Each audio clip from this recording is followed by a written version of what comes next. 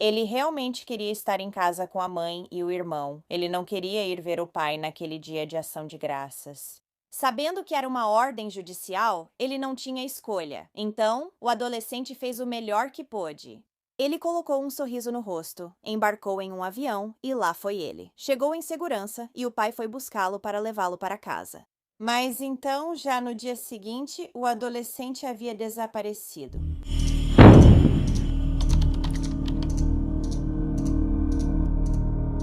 Dylan Nicholas Redwine nasceu em 6 de fevereiro de 1999, filho de Elaine Hatfield e Mark Redwine. Dylan também tinha um irmão mais velho chamado Corey. Os dois adoravam explorar juntos fora de casa, nas montanhas do sudoeste do Colorado. Dylan também tinha alguns meio-irmãos dos casamentos anteriores de seu pai.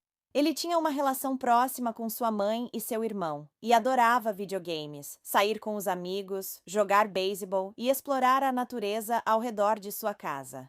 Os pais de Dylan foram casados por 18 anos antes de se divorciarem em 2007. Depois disso, o pai do menino, Mark, ficou cada vez mais ausente da vida deles. Ele raramente entrava em contato com eles ou aproveitava seus direitos de visita. Nessa época, os meninos e a mãe deles, Elaine, se mudaram de Bayfield, Colorado, para Monument, Colorado. Lá, Dylan prosperou em sua nova casa, enquanto ao mesmo tempo fazia questão de manter as amizades que tinha em Bayfield. Então, como eu disse, Mark demonstrava desinteresse pela vida dos meninos. Por isso, eles raramente o visitavam. No entanto, durante uma dessas raras visitas em 2010, Corey e Dylan presenciaram os extremos da raiva de Mark durante uma briga de família. Nunca foi dito exatamente sobre o que foi a briga. No entanto, isso prejudicou seriamente o relacionamento entre Mark, sua ex-esposa e os meninos. Isso também deu início a uma amarga batalha pela custódia, iniciada por Mark. Um juiz acabou determinando que Dylan visitasse o pai. Após a audiência, Elaine perguntou à sua advogada, Amber Harrison, se havia alguma outra opção além de mandar Dylan ver o pai. Ela disse a Elaine que ela teria que colocar Dylan em um avião ou estaria em desacato ao tribunal. Então, em 18 de novembro de 2012, no aeroporto de Colorado Springs, Dylan deu um abraço de despedida em sua mãe e disse que a amava. Ele disse que aproveitaria a visita e passaria tempo com velhos amigos para o tempo passar mais rápido. Assim que o pai de Dylan, Mark, o buscou no aeroporto, os dois foram ao Walmart para comprar algumas coisas. Depois, eles foram ao McDonald's para jantar juntos. Eles mal conversaram durante toda essa viagem, mas ele queria tanto a guarda. Mas na primeira vez que vê o filho, mal fala com ele. Faz sentido. Ao voltarem para a casa de Mark, Dylan enviou uma mensagem ao amigo. Ele e o amigo estavam planejando se encontrar na manhã seguinte para passar um tempo juntos na casa do amigo. Dylan mandou uma mensagem dizendo que eles teriam que remarcar. A última mensagem que Dylan enviou foi às 21h37.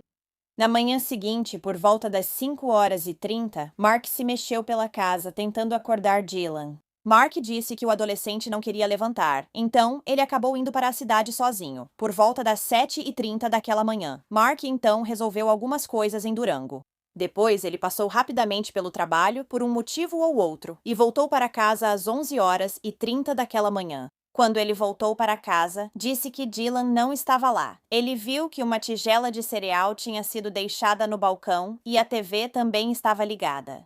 Então, Mark achou que ele devia ter ido pescar com um amigo e decidiu isso. Em vez de, sabe, tentar descobrir se era realmente lá que o filho dele estava, Mark decidiu, nesse momento, tirar um cochilo. O celular do Dylan e todos os pertences que ele trouxe da casa da mãe também sumiram. Mark até tentou mandar algumas mensagens para Dylan, mas quando essas mensagens não foram respondidas, ele ainda assim não parecia tão preocupado. Os amigos do Dylan também estavam tentando entrar em contato com ele e também não estavam recebendo resposta. Então, cerca de 1 hora depois, Mark acorda do seu sono de beleza. Ele então manda uma mensagem para a mãe do Dylan para ver se ela sabe onde ele está. Ela disse que não sabia e que também não conseguia falar com ele. Depois disso, a mãe, o irmão e o padrasto do Dylan entraram no carro e foram imediatamente de Colorado Springs para Durango para ajudar a procurá-lo. Foi nesse momento que Mark finalmente chamou a polícia para registrar Dylan como desaparecido. Em parte da declaração inicial por escrito de Mark, ele disse que ele e Dylan estavam brincando de luta na noite em que Dylan chegou, mas as tensões estavam diminuindo e eles estavam se dando bem. Ele disse que ninguém se machucou e, mais tarde, jogaram futebol americano juntos. Depois, segundo ele, assistiram a um filme comprado no Walmart. Ele disse à polícia que, ao voltar para casa às 11h30 do dia seguinte após suas tarefas, Dylan já não estava lá. Mas, presumindo que ele tivesse ido pescar com um amigo, ele não avisou a polícia imediatamente. E ainda tirou um cochilo. Elaine sabia que seu filho não sairia sem avisar ninguém. Mais tarde naquele dia, Elaine realmente mandou uma mensagem para Mark dizendo: "Estou muito desconfiada de você agora." No dia 20 de novembro, a polícia de La Plata iniciou uma busca por Dylan. Mark colaborou com a polícia. No entanto, ele não parecia demonstrar muita preocupação com o desaparecimento de Dylan. Além disso, naquela noite, foi notado que Mark apagou todas as luzes dentro e fora de sua casa. Agora, esse não é um comportamento estranho. Normalmente, porém, quando alguém está desaparecido, na maioria das vezes, os familiares deixam várias luzes acesas na esperança de que a pessoa desaparecida encontre o caminho de volta para casa e consiga ver a sua casa. Então, foi muito estranho que Mark tenha apagado todas as luzes, quase como se estivesse tentando se esconder de alguma coisa. A polícia já tinha determinado que Dylan não era um fugitivo, mesmo que todas as suas coisas tivessem sumido junto com ele. Eles também estavam monitorando a atividade do celular dele o tempo todo. O celular dele estava desligado desde a noite do dia 18, e o GPS não estava disponível porque ele não tinha um smartphone, o que também significava que não dava para rastrear onde o telefone estava quando estava desligado.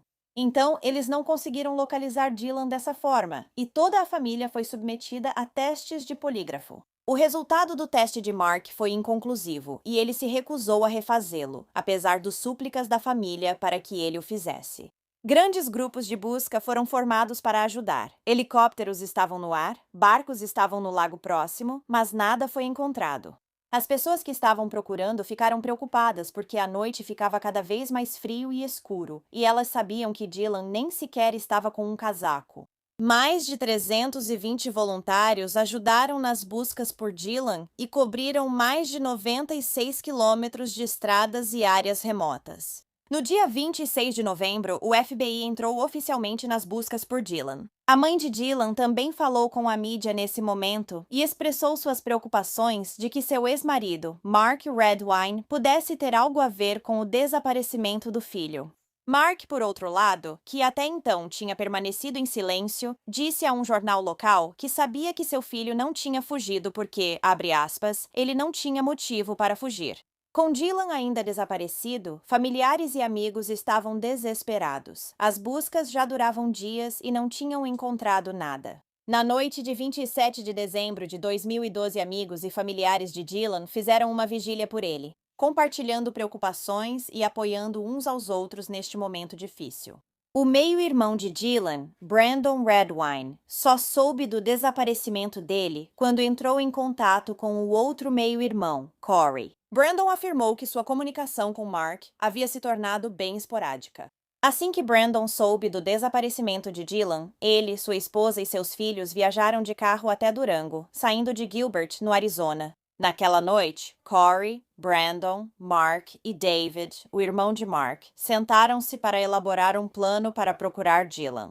Nesse momento, os outros também incentivaram Mark a se envolver mais na busca pelo filho. Você pensa que isso seria algo óbvio, que não precisaria dizer para alguém? Mas no dia seguinte, Brandon, Mark e David dirigiram pela Middle Mountain Road, uma estrada de terra que atravessa a densa floresta nacional de San Juan. A estrada era próxima da casa de Mark, então decidiram procurar lá. Mas após apenas 20 minutos dirigindo, Mark disse ao grupo que Dylan não estava lá em cima e não precisavam continuar procurando.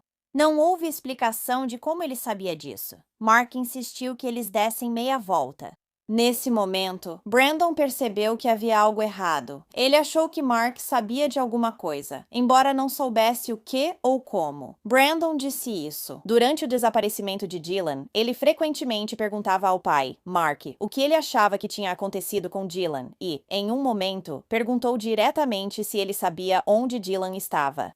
Mark disse: Eu sei onde Dylan está. Ele está no meu coração. Claro. 10 dias depois que Dylan desapareceu, o gabinete do xerife do condado de La Plata cumpriu um mandado de busca na casa de Mark. Foi encontrada a presença de sangue em toda a sala de estar de Mark e testes de DNA confirmaram que era realmente o sangue de Dylan. O sangue estava em um sofá, em uma namoradeira, em uma mesa de centro, assim como na lavanderia. E também na roupa que Mark usava no dia em que Dylan desapareceu. Ao mesmo tempo, Mark apresentou uma teoria absurda de que Dylan poderia ter saído para fazer trilha e acidentalmente ter sido atingido por um caçador. Depois teria voltado, e foi daí que veio o sangue. O sangue que foi encontrado no chão da sala de estar estava, na verdade, embaixo de um tapete. O próprio tapete não tinha nenhum vestígio de sangue. Se alguém tivesse sangrado em cima do tapete, você esperaria ver sangue tanto no tapete quanto embaixo dele, não só embaixo. Nesse momento, a Elaine, assim como todo mundo, tenho certeza, estava furiosa por Mark ainda não ter sido preso, mesmo com as evidências que estavam lentamente se acumulando contra ele. Como a polícia não o prendia, ela não sabia o que fazer.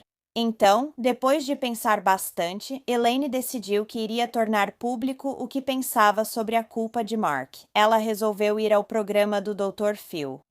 Mark e Elaine acabaram no palco do Dr. Phil, muito exaltados um com o outro, onde Mark proclamou sua inocência o tempo todo. Mesmo quando surgiu o fato de que ele tinha falhado no teste do polígrafo, ele ainda dizia que era inocente. Elaine não estava incomodando Dylan.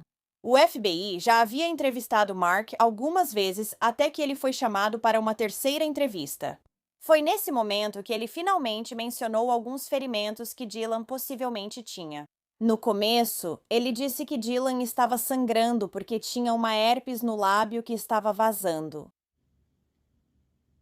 Se você tem herpes que está vazando sangue o suficiente para ser perceptível, então você precisa ir para o pronto-socorro, porque isso não é normal. Mas isso não aconteceria porque é besteira, Mark inventou. Quando a agente do FBI disse para Mark que ela poderia facilmente verificar isso com a mãe do Dylan, se ele tinha ou não herpes, Mark mudou a história. Ele contou à agente do FBI que Dylan se machucou enquanto jogavam futebol americano em sua casa. Mark contou que Dylan não pegou a bola de futebol americano, que acabou acertando seu rosto, fazendo-o cuspir sangue. Mark também disse que era uma bola de futebol americano da Nerf que eles estavam jogando. E eu não acho que uma bola dessas consiga, com facilidade, ou até mesmo consiga, cortar o seu lábio. É de espuma. Ele poderia ter inventado uma história melhor. Depois, o agente do FBI perguntou a Mark se algo não intencional teria acontecido com Dylan naquela noite. Porque as outras histórias simplesmente não explicavam as coisas. Mark simplesmente se inclinou para frente, curvou os ombros e abaixou a cabeça. E, eventualmente, ele disse: Eu preciso pensar em mim mesma, e foi isso. O tempo todo, as autoridades policiais tentaram fazer com que Mark participasse das buscas pelo filho dele. Em vez disso, Mark decidiu que naquele momento iria se mudar da região de Durango. E apesar das evidências circunstanciais crescentes, as autoridades não conseguiram detê-lo. Elas não tinham nada de concreto. Ainda assim, mais de 8 meses após o desaparecimento de Dylan, em 27 de junho de 2013, seus restos mortais parciais foram encontrados na Middle Mountain Road, a mesma estrada que o meio-irmão de Dylan já havia procurado junto com Mark. Mas foi mais acima na estrada, na área onde Mark havia dito que eles não precisavam subir porque Dylan não estava lá. Foi lá que encontraram esses restos mortais. O motivo pelo qual essa área não havia sido previamente vasculhada pelas autoridades é porque, nos meses de inverno, a estrada estava realmente fechada. E devido às condições climáticas, essa foi a primeira vez que eles conseguiram avançar e vasculhar aquela área. Durante essa busca, a primeira coisa que eles encontraram foi um sapato. A mãe de Dylan identificou como sendo do filho dela. Nesse momento, os investigadores então concentraram sua atenção na área onde o sapato havia sido encontrado. A área era bastante íngreme e acidentada, mas eles continuaram procurando e encontraram o que pareciam ser pedaços de roupa, além de alguns fones de ouvido pretos.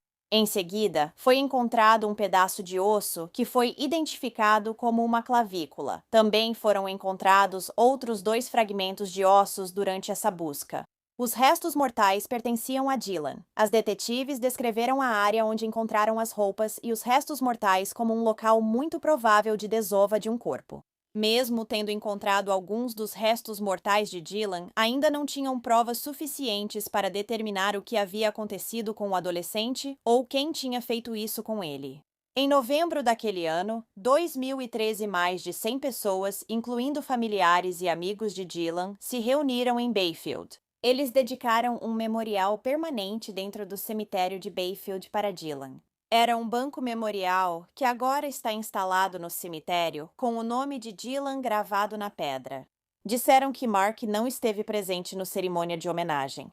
Corey, o irmão de Dylan, disse que na época em que os restos mortais dele foram encontrados, enviou uma mensagem de texto para Mark, dizendo que esperava que a pessoa responsável por isso pagasse. Mark nunca respondeu. Betsy Horvath, que foi casada com Mark por 6 anos, mais tarde contou sobre uma viagem de acampamento em família que os dois fizeram juntos. Foi no final dos anos 80 e eles estavam em um local remoto e já estava começando a escurecer. Mark decidiu fazer um comentário casual. Aqui seria um bom lugar para se livrar de um corpo. Quando Betsy descobriu que Dylan estava desaparecido, ela imediatamente se lembrou desse comentário que Mark havia feito e avisou a polícia. Ela esperava que isso pudesse fornecer algum tipo de resposta sobre o que tinha acontecido com Dylan. Ela disse que sentiu o estômago revirar. Não consigo imaginar como é saber que foi casada com alguém que fez algo assim. Mesmo que as buscas tenham continuado por um tempo, não foram encontrados mais restos de Dylan. Isso até o dia 1º de novembro de 2015, quando alguns caminhantes encontraram o crânio de Dylan fora de uma trilha de quadriciclo, que ficava a cerca de 2,5 km de onde estavam os outros restos dele. Só quando o crânio de Dylan foi encontrado é que o legista finalmente conseguiu determinar a causa da morte dele, que foi trauma por objeto contundente. O legista também encontrou algumas pequenas marcas de faca no crânio. O caso de Dylan agora era oficialmente um homicídio. E então, em 19 de agosto de 2015, Mark Redwine foi finalmente considerado uma pessoa de interesse naquele mesmo dia. E esse homem tem muita cara de pau, deixa eu te contar. Mark tentou culpar sua ex-esposa, Elaine, pela morte de Dylan. Ele disse que ela incentivou o filho deles a sair da casa dele e que isso foi o que levou à morte de Dylan. Essa acusação estava nos documentos que foram apresentados em resposta a um processo de indenização pela morte que Elaine tinha, na verdade, movido contra Mark. Mark tentou argumentar que foi ela quem criou o ambiente em que Dylan vivia, o que também, no fim das contas, provavelmente levou à morte dele, seja lá o que isso signifique. Também diz que Elaine fez comentários tão terríveis para Dylan sobre Mark que, se ela não tivesse feito essas observações, Dylan nunca teria saído de casa e estaria vivo, hoje. Mark Redwine chegou a pedir ao tribunal que considerasse conceder a ele uma indenização financeira pela morte do filho. Ele achou que ia ganhar dinheiro com isso, então. Mas todo o processo foi posteriormente arquivado devido ao prazo de prescrição. Agora, o meio-irmão mais velho de Dylan, Brandon, disse que se lembrava de que, mesmo antes do crânio de Dylan ter sido encontrado, Mark já havia mencionado especificamente as palavras trauma por objeto contundente. Ele disse que Mark falava de forma apaixonada e muito direta quando usava o termo trauma por objeto contundente. Brandon diz que contou para a esposa: Mark está me dizendo o que aconteceu, ele só não está me dizendo exatamente o que foi usado. Mas nós não temos informações suficientes para sequer considerar trauma por objeto contundente neste momento, então com certeza tem algo acontecendo. Havia uma nova promotora no condado de La Plata que apresentou o caso a um grande júri que aceitou a legitimidade das provas. Então, em 20 de julho de 2017, o grande júri indiciou Mark Redwine e um mandado de prisão foi emitido contra ele. Acusado de homicídio em segundo grau e abuso infantil resultando na morte de seu filho, Mark foi preso em Bellingham, Washington, em 22 de julho de 2017. O departamento do xerife do condado de La Plata assumiu a custódia de Mark e o levou de volta para Durango em um avião fretado. Ele foi fichado na cadeia do condado de La Plata. Ele se declarou inocente das acusações, devido à Covid, assim como por causa de um julgamento anulado no final de 2020. O julgamento de Mark pelo assassinato de seu filho, Dylan Redwine, só aconteceu em julho de 2021. Durante o julgamento, muitas pessoas foram chamadas para depor. Uma dessas pessoas foi Amber Harrison, que era a advogada da mãe de Dylan. Além disso, nessa época, também era amiga dela. Ela testemunhou que sabia que Dylan queria morar com a mãe. Dylan contou para Amber que tinha visto algumas fotos revoltantes do pai, que o irmão dele, Corey, tinha enviado para ele. Ele disse que as fotos o assustaram e que não queria ficar perto do pai. Essas fotos mostravam Mark Redwine vestido com lingerie feminina, além de usar uma fralda suja. E, além de tudo isso, comendo o conteúdo da fralda.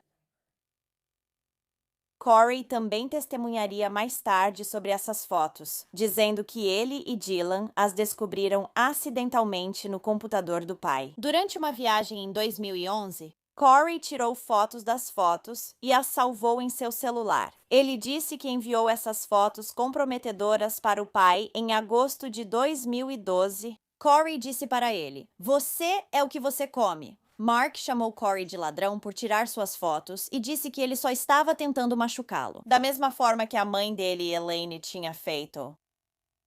Ou ele está horrorizado com algo assim vindo do próprio pai, isso provavelmente faz mais sentido. Essa descoberta acidental das fotos destruiu totalmente a imagem que Dylan tinha do pai. Dylan perdeu qualquer motivo para admirar Mark naquele momento. Durante o julgamento, Corey disse que Dylan contou a ele que planejava usar essa visita de ação de graças para confrontar Mark sobre a briga de família, assim como as fotografias que ele havia descoberto. Ele disse que Dylan estava bastante enojado e queria usar as fotos contra o pai como uma espécie de trunfo. Acredita-se que esse pode ter sido o motivo de Mark ter matado o filho naquele dia. Richard Swayze, que havia trabalhado com Mark na United Pipeline, também foi depor. Ele disse que no dia 19 de novembro ele viu Mark. Esse foi o dia do desaparecimento de Dylan. Ele disse que Mark, na verdade, parecia mais feliz do que nunca. Ele estava sóbrio, mais lúcido e feliz. Ele também disse que Mark ficou mais tempo na sua mesa e falou sobre um de seus filhos, algo que ele normalmente nunca faz. Ele disse que achou toda a conversa muito estranha. Karen Alexander, que foi um antigo interesse romântico de Mark, testemunhou e disse que ele era um pai atencioso e que ficou muito abalado com a morte do filho. Ninguém mais está dizendo isso, só você. Ela disse que Mark amava muito Dylan e falava sobre ele o tempo todo. Karen, que era de Bakersfield, Califórnia, visitou a casa de Mark em 2011. Ela disse que, durante esse tempo, viu Dylan sangrar no chão depois que ele se cortou com uma faca em um churrasco. Tentou explicar por que o sangue estava lá. Quando questionada sobre nunca ter citado isso antes, disse que ninguém havia perguntado, por isso não revelou. No final do longo julgamento de 4 semanas de Mark Redwine, ele foi considerado culpado de assassinato em segundo grau, assim como de abuso infantil pela morte de seu filho de 13 anos, Dylan, que eles determinaram ter ocorrido em um acesso de raiva dentro da casa de Mark, em Durango. E então ele escondeu o corpo de Dylan na floresta para que os animais o devorassem. Os promotores pediram a pena máxima, chamando Mark Redwine de frio, chamando Mark Redwine de um assassino frio que enganou ativamente as autoridades por anos, tentando transferir a culpa. O juiz concordou e disse que Mark Redwine não demonstrou nenhum remorso. Ele o condenou a 48 anos de prisão em ambas as acusações, para serem cumpridas simultaneamente. Os restos mortais de Dylan foram finalmente enterrados no cemitério de Bayfield, em Bayfield, Colorado. Agora que esse caso foi a julgamento e Mark está na prisão, espero que a família de Dylan possa ter algum tipo de paz. Depois de esperar e viver na incerteza por 9 anos para conseguir justiça para seu filho, irmão e amigo, obrigada por ouvir toda a história de Dylan hoje. Demorou demais para esse pobre garoto conseguir justiça. Felizmente, como Mark tem 59 anos e uma sentença de 48 anos, ele nunca mais vai ver a luz do dia. Ele vai ficar na prisão até morrer. Agora, esse caso muitas vezes fica obscurecido pelas evidências das fotos perturbadoras de Mark. Mas eu prefiro que Dylan seja lembrado pelo adolescente brilhante e feliz que ele era antes de ser tirado deste mundo de forma tão abrupta. A foto atrás de mim é de Zanaya, e isso sempre vai ser perturbador, porque foi tirada pouco tempo antes. As evidências mostram que ela nunca mais foi vista nem deu notícias. Mais uma vez, ela está sorrindo, acenando e dizendo oi, mas mal sabia ela que, na verdade, estava se despedindo.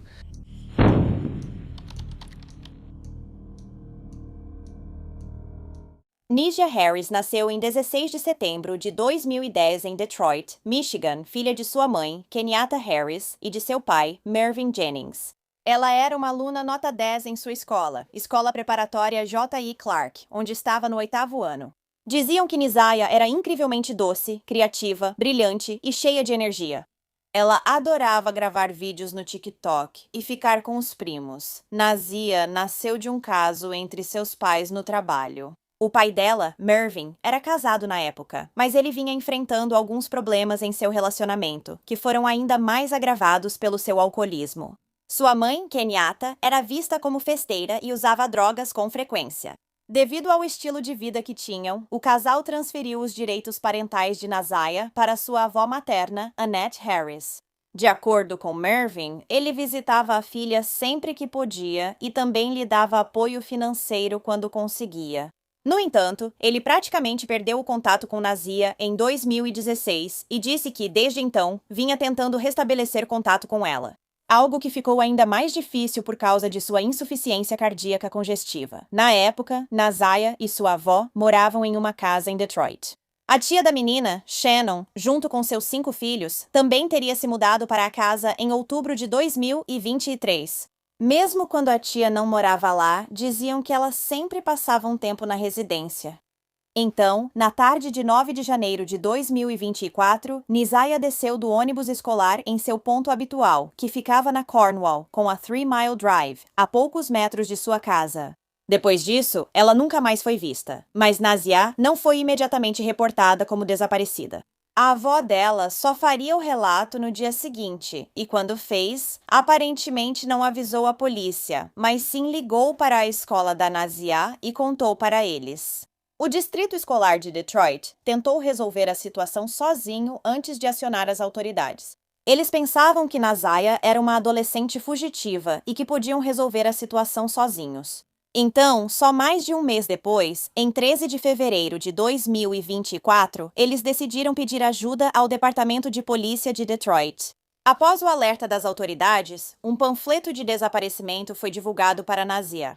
Dizia que a menina de 13 anos, que tinha 1,57 m de altura e pesava 59 quilos, foi vista pela última vez, usando uma camisa jeans azul clara, calça jeans azul clara, um casaco dos Rugrats rosa e branco com gola de pele e tênis de ginástica Nike azul e branco.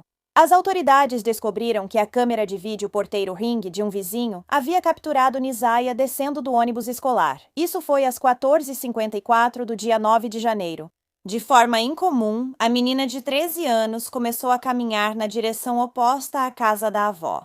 A polícia procurou a garota em um raio de 6,5 km da casa, distribuiu panfletos aos vizinhos e usou cães farejadores no local. Muitos moradores locais também se juntaram à busca por Nyjah. Não é normal ela se atrasar. Ela nunca se atrasou para voltar para casa. Ela sempre pediu permissão para fazer as coisas. Annette Harris é a avó e responsável legal de Nyjah Harris, de 13 anos. Quando foi a última vez que soube da sua neta? Quando eu a deixei na escola, que foi no dia 9 de janeiro, Nyjah é uma criança muito doce. Ela realmente é, sabe? E o meu maior medo é que alguém machuque ela. Não acreditamos que tenha havido rapto inicialmente. A polícia não acredita que Nizaya foi raptada, mas ao serem pressionados não disseram se acham que ela saiu voluntariamente com alguém. Annette me contou que a escola de Nizaya viu o vídeo do ônibus de 9 de janeiro e confirmou que Nizaya desceu na parada habitual. Ela desceu do ônibus com sua colega de escola e caminhou até a esquina da Warren com a 3 Mile Drive. E uma das crianças da escola disse que ela virou à direita em vez de virar à esquerda, e isso é tudo o que eu sei. A polícia interroga todos que conhecem Nizaya e trabalha com parceiros locais, estaduais e federais nas buscas. Se alguém sabe onde está Nizaya e está assistindo, o que você diria para essa pessoa? A vida de Nizaya pode estar em risco e você nem percebe porque esconde informações ou tenta escondê-la por suas crenças. Nizaya precisa estar em casa com a família dela e nós a amamos muito. Segurando as lágrimas. Perdi 2 filhos, vou ficar em paz. David Jennings, pai de Nizia Harris, implora pelo retorno da filha. É muita coisa, mas ela era, uma pessoa linda. Uma criança linda. Apenas uma criança linda. Eu saio todo dia, distribuímos os panfletos, leio os comentários, olho isso, olho aquilo, estou falando de mim e do comissário. Neste momento, a polícia também queria falar com professores, amigos e colegas de Nizaya para saber se sabiam de algo. De acordo com a professora substituta da jovem de 13 anos, Nazia parecia triste ou chateada com alguma coisa. E em um momento do dia, ela se deitou no chão e pediu para falar com uma orientadora escolar. No entanto, a orientadora nunca foi vê-la. Então, a moça da cantina, que conversava com Nizaya todos os dias, disse que ela parecia bem abatida e não era ela mesma quando os detetives foram falar com os colegas e amigos de Nizaya. No início, não obtiveram informações relevantes, mas depois as amigas da jovem procuraram a polícia para relatar o que sabiam. E elas contaram que Nizaya estava planejando fugir de casa. Mas, de acordo com sua avó, Annette, ela não era o tipo de menina que fugiria de casa. Na verdade, ela nunca teve nenhuma falta não justificada na escola. Mesmo que tivesse saído por vontade própria, ela não teria simplesmente sumido sem dar notícias. Nizaya era constantemente ativa nas redes sociais, e depois do dia 9 de janeiro, não houve mais nenhuma postagem, e então descobriram... Durante o dia escolar em 9 de janeiro, a menina de 13 anos enviou algumas mensagens de texto para um homem chamado Jarvis Butts, usando o tablet fornecido pela escola. A primeira mensagem dizia: "Não esqueça, esteja lá até às 3. Aviso quando sair da escola. Se você não estiver, eu espero." A segunda mensagem dizia: "Mande OK se você vir a mensagem. Assim eu posso apagar seu número." Ao que Jarvis respondeu: "OK, agora." Jarvis Butts era um homem de 41 anos que já tinha tido um relacionamento com a tia de Nizaya, Shannon Harris, a mesma que morava com a jovem e sua avó há algum tempo. Dizem que Shannon e Jarvis começaram a namorar em 2012, pouco depois que ele foi solto da prisão por acusações anteriores de conduta sexual criminosa e um delito relacionado a armas. Isso também não foi um incidente isolado. Como Jarvis já tinha um histórico de comportamento predatório com mulheres e meninas, ele era conhecido por se envolver com mulheres vulneráveis que tinham filhas pequenas. Depois de conquistar a confiança delas, ele abusava das crianças e mandava que elas guardassem segredo. Jarvis também tinha vários filhos próprios. Dizia-se que eram 13 ao todo, sendo 5 deles com Shannon. Então, em 2005, Jarvis agrediu uma criança e, posteriormente, foi condenado à prisão. Após sua libertação, ele teve que se registrar como agressor sexual, o que significa que a tia de Nizaya, Shannon, tinha que saber disso. Então, entre 2012 e 2014, ele cometeu seus crimes novamente contra uma criança de 8 a 12 anos. E de 2015 a 2017 ele cometeu esses atos repugnantes. Mais uma vez, dessa vez em uma criança de 4 a 6 anos, e ele infectou essa garotinha com clamídia, então Nazia foi sua 4ª vítima conhecida. Diziam que ela tinha só 11 anos quando ele começou a abusar dela, segundo mensagens de texto que os investigadores encontrariam depois. Porém, isso desconsidera que Jarvis pode ter conseguido um telefone nesses 12 anos desde que a conheceu. E também o fato de que Nazia não tinha um celular próprio. Portanto, não haveria registro de nenhuma mensagem trocada entre eles, o que significa que há uma grande possibilidade de que ele já estivesse abusando dela muito antes de ela completar 11 anos. Isso é apenas até onde a polícia tem registros. Também houve pelo menos 5 denúncias ao Conselho Tutelar sobre Jarvis entre 2015 e 2022. Essas, novamente, eram relacionadas ao comportamento inapropriado dele com crianças, e 2 dessas denúncias foram feitas pelos próprios parentes da Nazia. Isso aconteceu depois que Jarvis atraiu Nazia e outra menina para um cômodo isolado durante uma festa de aniversário em fevereiro de 2022, onde ele então as agrediu. Veja como a tia-avó da Nizaya, Janelle, descreve o que aconteceu durante uma entrevista ao canal da Rede de Defesa da Comunidade. Havia uma menininha que era filha da outra irmã da Annette, ela estava lá também. Essa criança nunca tinha ficado sozinha com Jarvis antes. Acho que ela pode ter estado na festa de aniversário ou algo assim, uma festa de aniversário da Delta, mas foi em um salão. Mas ela estava na casa da Shannon e essa jovem estava com tanto medo, foi o que a Shannon me contou. Ela correu escada acima, frenética e assustada, apavorada, querendo ir para casa e querendo ligar para a mãe dela.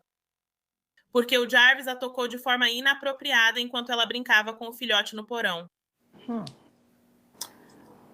Enquanto Jarvis brincava, ele não pensava em subir lá com a Shannon ou algo assim, diz Shannon. Enquanto ela tenta acalmar a garotinha no andar de cima, Jarvis aparece, bate na porta e pergunta: "O que há de errado com ela?" E eu disse: "Shannon, por que você está me ligando? Ele morreu ou está preso?" "Não, ele foi embora." "Como assim ele foi embora?" "Liga para a polícia, avisa para onde ele está indo, em qual carro ele está."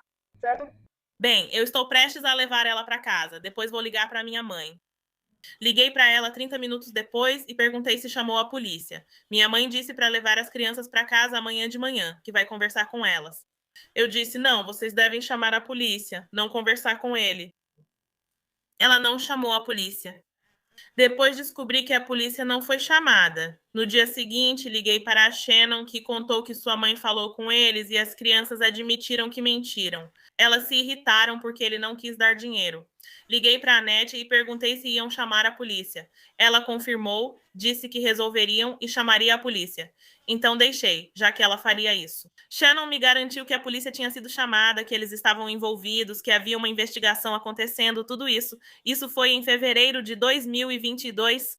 Bem, em abril de 2022 eu peguei Shannon numa mentira. Não tinha, a polícia nunca foi chamada, as crianças não estavam recebendo aconselhamento e nada tinha acontecido. Fui à delegacia de Clinton Township e pedi para registrar um boletim de ocorrência. Disseram que eu não podia fazer boletim de ocorrência, pois não tinha informações suficientes sobre a criança que o acusou de abuso sexual. Respondi que outras crianças também o acusaram e eles disseram: "Bem, isso não aconteceu naquela noite." E eu fiquei tipo, ela disse: "Provavelmente seria melhor você ligar para o conselho tutelar." Então eu liguei para o conselho tutelar e contei para a Shannon. Eu liguei para o conselho tutelar. Eu disse: "Se vocês não ligaram, eu falei para chamar a polícia. Eu falei para buscar ajuda para as crianças, vocês não fizeram. Então eu vou ligar para o conselho tutelar. Não é só para você, vou ligar para eles sobre a mamãe também." E enquanto os registros mostravam que o Conselho Tutelar investigou as denúncias em relação a outra menina, eles nunca falaram com Nazia. E quando Jarvis foi posteriormente entrevistado pelos funcionários do Conselho Tutelar em relação a essas denúncias, ele negou tudo.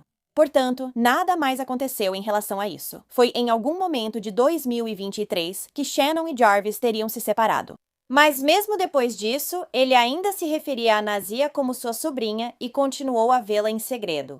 Independentemente do fato de que ele agora estava noivo, e também apesar da família de Nazia já saber muito bem que ele era um predador de crianças, então a polícia queria falar com ele sobre o paradeiro de Nazia. E em 14 de fevereiro de 2025, Jarvis, que já estava preso por acusações não relacionadas, foi interrogado pelos detetives. Ele afirmou que não via a menina de 13 anos desde o final de dezembro, começo de janeiro. Quando Jarvis foi questionado sobre por que Nizaya estaria mandando mensagens para ele e por que ela tinha o número dele salvo, ele afirmou que não sabia. No entanto, ele afirmou que Nazia às vezes ia até a oficina de carros que ele possuía porque ela, junto com alguns dos filhos dele, fazia pequenos trabalhos para ele. Depois, foi perguntado onde ele estava em 9 de janeiro, dia do desaparecimento de Nazia. Jarvis afirmou que estava resolvendo algumas acusações contra ele por portar uma arma escondida e que sua esposa o levou até o tribunal para que ele pudesse se entregar. Apesar de ser parcialmente verdadeira, a história omitia que a data de entrega às autoridades foi adiada para o início de fevereiro. Agora, enquanto ele estava preso por acusações não relacionadas, Jarvis ligou para seu colega da oficina mecânica e pediu para ele pegar seu celular na caminhonete antes que a polícia pudesse encontrá-lo. No entanto, as autoridades ouviram essa ligação feita da cadeia e por isso conseguiram obter o celular, e o Cadillac de Jarvis foi posteriormente apreendido. No dia 7 de março, uma mulher ligou para o Departamento de Polícia de Detroit dizendo que passava por um crachá escolar no chão há cerca de 2 semanas e meia. Naquele dia, ela finalmente decidiu pegá-lo, e quando fez isso, reconheceu o rosto de Nazia. Alguns dias depois, em 12 de março, algumas peças de roupa descartadas foram encontradas durante uma busca perto da rua 7 Miles, no Rio Rogue. Um macacão rosa amassado foi encontrado com um tênis Nike dentro. Um segundo tênis foi então encontrado, junto com algumas luvas, uma toalha suja e um moletom preto que tinha fones de ouvido no bolso. Havia danos nesses vários itens também, indicando que possivelmente houve uma luta. Quando as roupas foram examinadas, foi encontrado sangue e o DNA de Jarvis e Nazia foi confirmado tanto no macacão quanto no moletom preto. Agora, mesmo que essa não fosse a roupa que Nazia foi vista usando pela última vez, é possível que ela estivesse com esse macacão rosa por baixo das outras roupas porque estava muito frio lá fora. É possível que ela já tivesse esse conjunto extra de roupas na mochila. Depois que Nazia desceu do ônibus escolar em 9 de janeiro, ela se encontrou com Jarvis e seu colega de trabalho, Cordell King Wright, na oficina mecânica que eles possuíam. Enquanto ela estava lá, a irmã de Jarvis passou por lá e disse que viu a adolescente, mas não conversou com ela. Jarvis, Cordell e Nazia então foram para a cidade de Ypsilanti por um tempo antes de voltarem novamente para a oficina. Depois disso, Jarvis alugou um quarto no Park Crest Motel das 21h30 do dia 9 de janeiro até as 12h20 do dia 10 de janeiro. Houve boatos de que Nazia estava com ele na ocasião, mas nada foi oficialmente confirmado. Depois, entre 23h40 do dia 10 de janeiro e 13h34 do dia 11 de janeiro, o celular de Jarvis o localizou perto do Rio Rogue, que era o mesmo local onde as peças de roupa tinham sido encontradas. Era também próximo de onde acharam o crachá escolar de Nazia. Os investigadores logo localizaram várias mensagens de texto explícitas que tinham sido trocadas entre Jarvis e Nazia. Essas mensagens também incluíam fotos inadequadas e datavam desde setembro de 2022. Em uma das mensagens, Jarvis disse à garota que tinha ido à casa dela quando ela não estava lá e levado uma calcinha dela com ele. Ele também pediu fotos nuas dela, fez avanços sexuais e depois a fez se sentir culpada quando ela não fazia o que ele queria. Descobri isso em 26 de setembro de 2023. Nazia informou a Jarvis que estava atrasada com a menstruação e, embora já tivesse feito um teste de gravidez, o resultado foi negativo. Ela quis fazer outro teste para confirmar a gravidez e perguntou a Jarvis se ele não tinha medo de comprar a pílula do dia seguinte. Pegue um teste de gravidez e traga hoje mais tarde. Apenas finja que precisa usar o banheiro. Cerca de um mês depois, em 27 de novembro, ela enviou outra mensagem para ele. Só quero conversar, não quero te perder. Outra mensagem foi enviada. Podemos conversar mais tarde? Sim ou não? Não sei qual é seu problema, mas preciso que você me traga o que pedi hoje à noite. É difícil fazer todas essas coisas da educação física com esse bebê, e se eu não fizer, vou tirar um F. Logo após o envio das mensagens, o histórico de buscas de Jarvis indicava que ele pesquisava como interromper uma gravidez. Isso incluía resultados que sugeriam beber um chá de ervas especial e também beber anticongelante vermelho. Nazia também havia pesquisado informações semelhantes em seu tablet. Só meses após seu desaparecimento, no dia 15 de agosto de 2024, foi emitido um mandado de prisão para Jarvis, e logo depois ele foi detido. Ele foi acusado de homicídio premeditado em primeiro grau, abuso sexual de uma criança e conduta sexual criminosa em segundo grau com uma pessoa menor de 13 anos. Ele também foi acusado em relação às suas vítimas anteriores, e sua fiança foi negada. Então, em 26 de setembro, as autoridades anunciaram que mudariam o foco de um caso de pessoa desaparecida para uma investigação de homicídio. Eles acreditavam que agora havia evidências suficientes para mostrar que Neziah não estava mais viva, mesmo que seu corpo ainda não tenha sido encontrado até hoje. A foto atrás de mim é de Zanaya, e isso sempre vai ser perturbador, porque ela foi tirada pouco tempo antes. As evidências mostram que ela nunca mais foi vista nem se teve notícias dela. Foi tirada pela própria Nazia, uma selfie. Essa é a última foto conhecida que temos dela. Isso foi apontado por um dos detetives e uma das promotoras do caso. Ela está sorrindo, acenando e dizendo oi, mas mal sabia ela que, na verdade, estava se despedindo. As provas mostram de forma esmagadora, neste caso, que ela de fato está morta. A última vez que ela foi vista com vida foi em 9 de janeiro deste ano, 2024. Há quase 9 meses, a avó dela informou ao Departamento de Polícia das Escolas Públicas de Detroit sobre seu desaparecimento no dia em que não voltou da escola. E, novamente, isso foi em 9 de janeiro de 2024. No início de fevereiro de 2024, o caso foi transferido para o Departamento de Polícia de Detroit. Isso deveria ter ocorrido de imediato, mas eles começaram a investigar imediatamente. As evidências também mostrariam, por meio de mensagens de texto que já conhecemos e possuímos. Zanaya e esta ré iriam se encontrar depois da escola no dia 9 de janeiro. Sabemos que ela realmente se encontrou com a ré que estamos acusando neste caso. Sabemos também que várias pessoas próximas ao Sr. Butts, que depois acusamos, os viram juntos em diferentes lugares, pessoas que ele conhecia bem. Temos evidências de que, às 21h30 daquele dia, o Sr. Butts fez check-in em um motel e Zanaya nunca mais foi vista, nem se teve notícias dela. Nem pela família dela, nem pelos colegas de escola, nem pelos amigos, nem pelas redes sociais, onde ela era extremamente ativa com os amigos, nem pelos professores, ninguém. Uma audiência preliminar seria realizada em janeiro de 2025 para determinar se havia provas suficientes contra Jarvis para levar o caso a julgamento. Durante esse período, 8 testemunhas diferentes deporiam, incluindo a tia e a avó de Neziah. No depoimento da tia de Neziah, Shannon, ela diria que nunca soube de nada inapropriado acontecendo. Ela acreditava que o relacionamento entre Jarvis e Neziah era como o de um tio e uma sobrinha típicos. Ao subir ao banco das testemunhas, Annette Harris fingiu não ver Jarvis no tribunal, mesmo ele estando a 6 metros dela. Você conhecia alguém chamado Jarvis Butts? Sim. E você viu o Sr. Butts no tribunal hoje?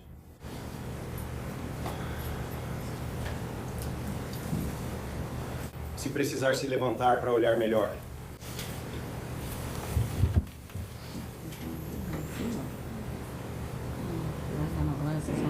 Eu não vejo nenhum. Você precisa de óculos, Mary? Sim, minha filha está com meus óculos. Tudo bem, meritíssimo. Posso pedir um instante para ela pegar os óculos? Sim. Talvez uma primeira testemunha. Sim, obrigada.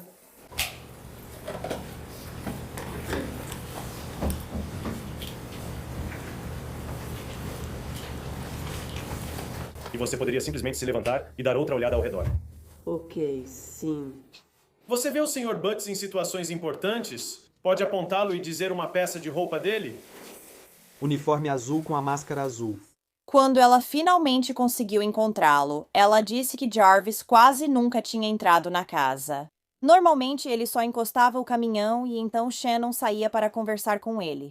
Porém, em mensagens de texto trocadas entre Neziah e Jarvis, havia várias referências a ele estar dentro da casa de Annette. E senhora Harris, como a senhora conhecia o Sr. Butts em janeiro de 2024? Ele é o pai dos filhos da minha filha. E essa filha é a Shannon Harris? Sim. Ok, quantos filhos eles têm juntos? 5. E ele aparecia na sua casa na Bedford em janeiro ou nos meses anteriores a janeiro? Sempre que ele vinha, ele chegava em uma caminhonete branca e Shannon saía para o carro. E eles ficavam sentados, conversando, ou seja lá o que fosse. Mas ele raramente entrava na minha casa. E durante esse tempo, quando ele aparecia e ficava sentado no carro dele, teve algum momento em que ele interagiu com Neziah que você viu? Não que eu me lembre agora. Tudo bem? O colega de trabalho de Jarvis, Cordell King Wright, também testemunharia. Ele afirmou que ele e Jarvis buscaram Nizaya em 9 de janeiro. Antes disso, eles tinham ido até uma loja AutoZone para pegar uma bomba d'água. Mas, ao voltarem para a oficina, perceberam que tinham esquecido algo. O que me faz pensar, será que esse item era o anticongelante vermelho? Cordell então disse que, quando estavam voltando para a oficina pela segunda vez, Jarvis de repente agiu como se tivesse visto sua sobrinha Nizaya, mesmo tendo acabado de trocar mensagens com ela há pouco tempo, e eles tinham combinado de se encontrar. Então Jarvis, que estava dirigindo, encostou a caminhonete e eles pegaram Nazia. Depois disso, voltaram para a oficina. E Nizaya passou algumas horas entrando e saindo do carro de Jarvis, enquanto também trocava mensagens no celular. Quando a irmã de Jarvis apareceu um pouco depois, Cordell afirmou que Jarvis apresentou Nazia como sendo sobrinha de Cordell e não dele. Por volta das 18h30, ele e Jarvis, junto com Nizaya, dirigiram 2 carros separados até Ypsilanti. Isso foi para que pudessem entregar o veículo de um cliente. Depois, eles voltaram para a oficina por volta das 20h45.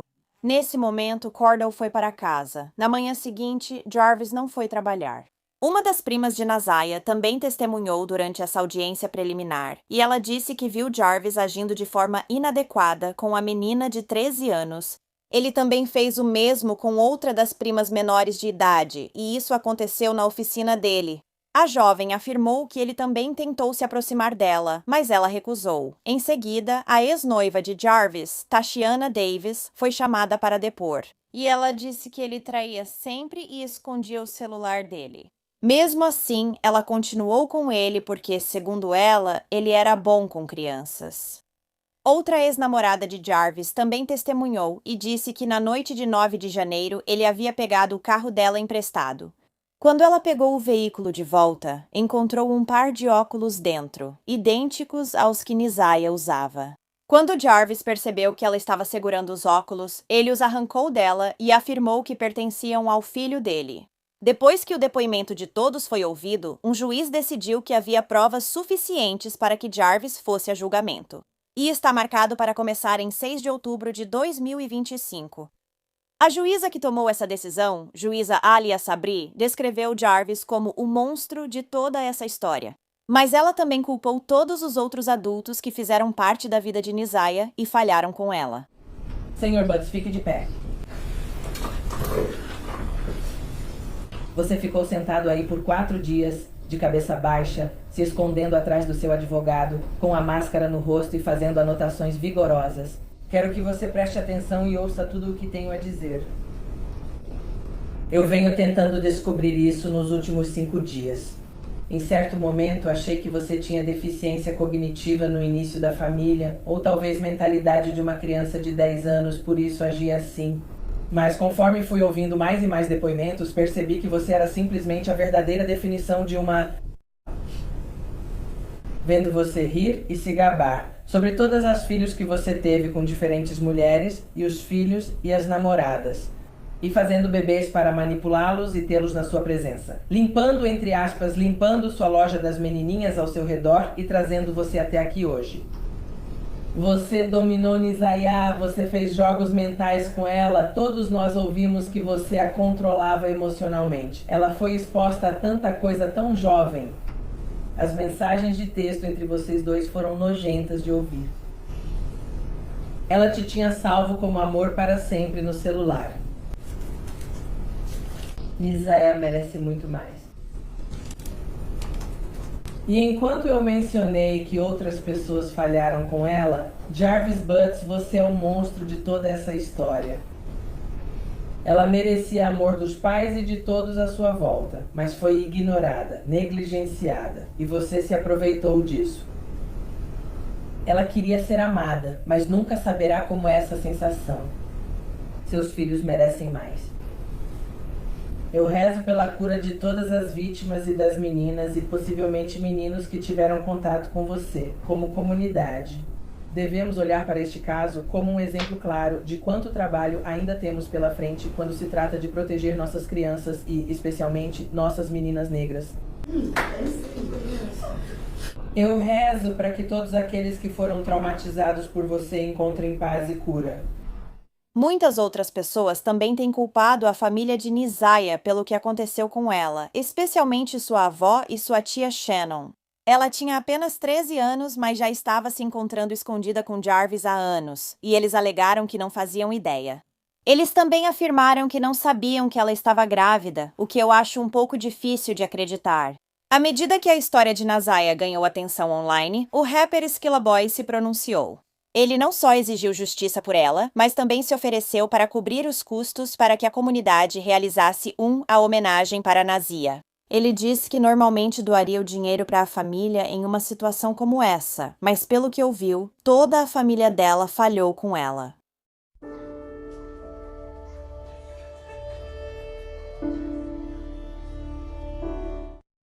Bem, obrigada por ouvir a história da Nazia hoje. É de partir o coração saber que ninguém que deveria estar ao lado dela esteve. Ela tinha apenas 13 anos e, pelo que parece, estava basicamente enfrentando este mundo sozinha. E esse homem cruel, Jarvis, se aproveitou totalmente da situação, abusando dela por anos e depois tirando sua vida. Local dos fatos. Esta manhã, por volta das 7h30, os serviços de emergência responderam a uma ocorrência na rua. Como resultado disso, o Serviço de Ambulância Aérea de Yorkshire, esteve presente aqui e várias crianças foram levadas para o hospital. Infelizmente, 2 crianças morreram desde então e 4 crianças continuam internadas no hospital.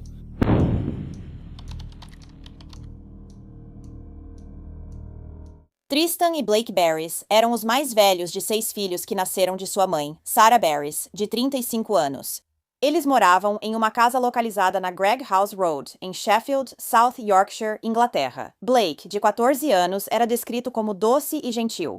Ele era conhecido por ter um coração muito grande e fazia todos ao seu redor se sentirem amados e cuidados. Seu irmãozinho Tristan, de 13 anos, era descrito como arteiro e adorável. Ele gostava de se destacar, tingindo o cabelo com cores vibrantes. Tristan era conhecido por sua coragem e confiança, fazendo o que queria sem se importar com a opinião dos outros. Diziam que os 2 meninos tinham grande interesse por motocicletas e carros esportivos, e ambos também adoravam jogar videogame.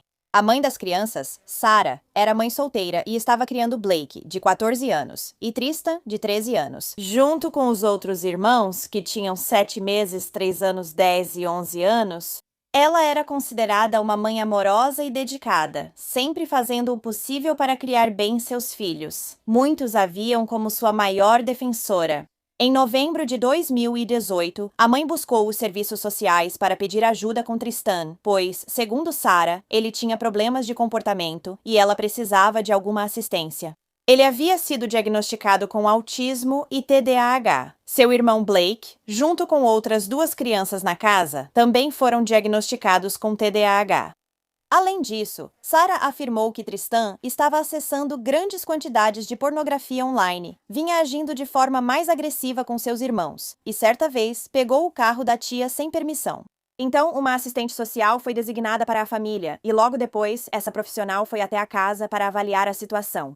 Descobriram que Sarah fazia o possível para criar os filhos e passou a comparecer a todas as reuniões exigidas pelos serviços sociais. Agora, o meio-irmão de Sarah, eles compartilhavam a mesma mãe. Brandon Machine, de 39 anos, morava logo ali na mesma rua da família e estava frequentemente na casa ajudando Sarah com os filhos. Como ele passava muito tempo na casa dos Bears, a assistente social designada para a família o encontrava em várias ocasiões. Sarah e seus filhos seguiriam recebendo assistência dos serviços sociais por um tempo. Então, no início de 2019, ela relatou aos serviços sociais que tanto Tristan quanto Blake haviam se comportado de maneira sexualmente inadequada com seus irmãos. Então, mesmo recebendo assistência, as coisas não pareciam estar melhorando para a família, e Sarah estava ficando cada vez mais preocupada. Então, em maio, a agência informou a mãe que realizaria uma reunião estratégica sobre sua família, mas que ela não poderia participar. Isso fez Sarah temer que os serviços sociais não estivessem só para ajudar, mas também poderiam tirar seus filhos dela. Tristan, cujo caso foi inicialmente aberto pelos serviços sociais, foi considerado uma criança em situação de necessidade, ou seja, alguém que provavelmente não atingiria ou manteria um nível adequado de saúde ou desenvolvimento. Mas, após a reunião, foi decidido que o status dele seria alterado para criança sob proteção. O que significa que eles acreditavam que ele estava em uma situação em que provavelmente sofreria algum dano ou já havia sofrido um dano significativo e precisava ser monitorado ou removido completamente de casa. Essa reunião e a decisão subsequente aconteceram depois que Sarah foi questionada, alguns dias antes, sobre a paternidade de seus filhos. E ela se tornou não colaborativa e se recusou a responder. O Serviço de Proteção à Criança queria saber quem era o pai para determinar se as crianças foram expostas a comportamento sexual. Nas mãos dessa pessoa, talvez fosse por isso que Tristan e Blake agora estavam apresentando esse comportamento de natureza sexual, porque eles mesmos tinham sido abusados apenas alguns dias depois da reunião com os serviços sociais. No dia 24 de maio de 2019, por volta das 7h30 da manhã, a polícia de South Yorkshire recebeu uma ligação na qual a pessoa afirmou que estava preocupada com a segurança das crianças Barrys. Mais de 15 policiais, então, foram até a residência e, ao chegarem, encontraram Sarah trancada em um quarto com seus 4 filhos mais novos. Quando perguntada onde estavam os outros 2, Tristan e Blake, ela mentiu aos policiais dizendo que estavam com um vizinho. Mas então, quando uma das crianças fez um gesto de corte no pescoço, os policiais decidiram revistar o restante da casa também. Eles então descobriram Tristan, de 13 anos, e Blake, de 14 anos, deitados inconscientes em suas camas, com sacos plásticos sobre as cabeças. Eles, junto com seus outros irmãos, 2 dos quais estavam vomitando e tendo alucinações, foram levados às pressas para o hospital. Enquanto as outras crianças acabaram sobrevivendo, Blake e Tristan foram declarados mortos pouco depois de chegarem. Sarah Barras e seu meio-irmão, Brandon Makin, que também foi encontrado dentro da casa, foram ambos presos. Os detetives analisaram o celular de Sarah e descobriram que, dias antes das mortes de Tristan e Blake, ela escreveu coisas preocupantes. A mãe disse à amiga: "Ainda sinto que falhei com o Blake, então isso não ajuda. Acho que deveria isolar a mim e meus filhos para não machucarmos mais ninguém. Eu quero morrer todos os dias, fugir e me esconder de todo mundo." Outra mensagem dizia: "Já pensei em todas as soluções possíveis para essa bagunça. Assassinato em massa, colocá-los em um abrigo, me internar no hospício local. Amo tanto meus filhos que não posso matá-los nem deixá-los sob cuidados pelos mesmos motivos." Também foi descoberto que em 23 de maio, um dia antes de Blake e Tristan serem mortos, Sarah recebeu uma ligação informando que Tristan havia abusado de outra criança.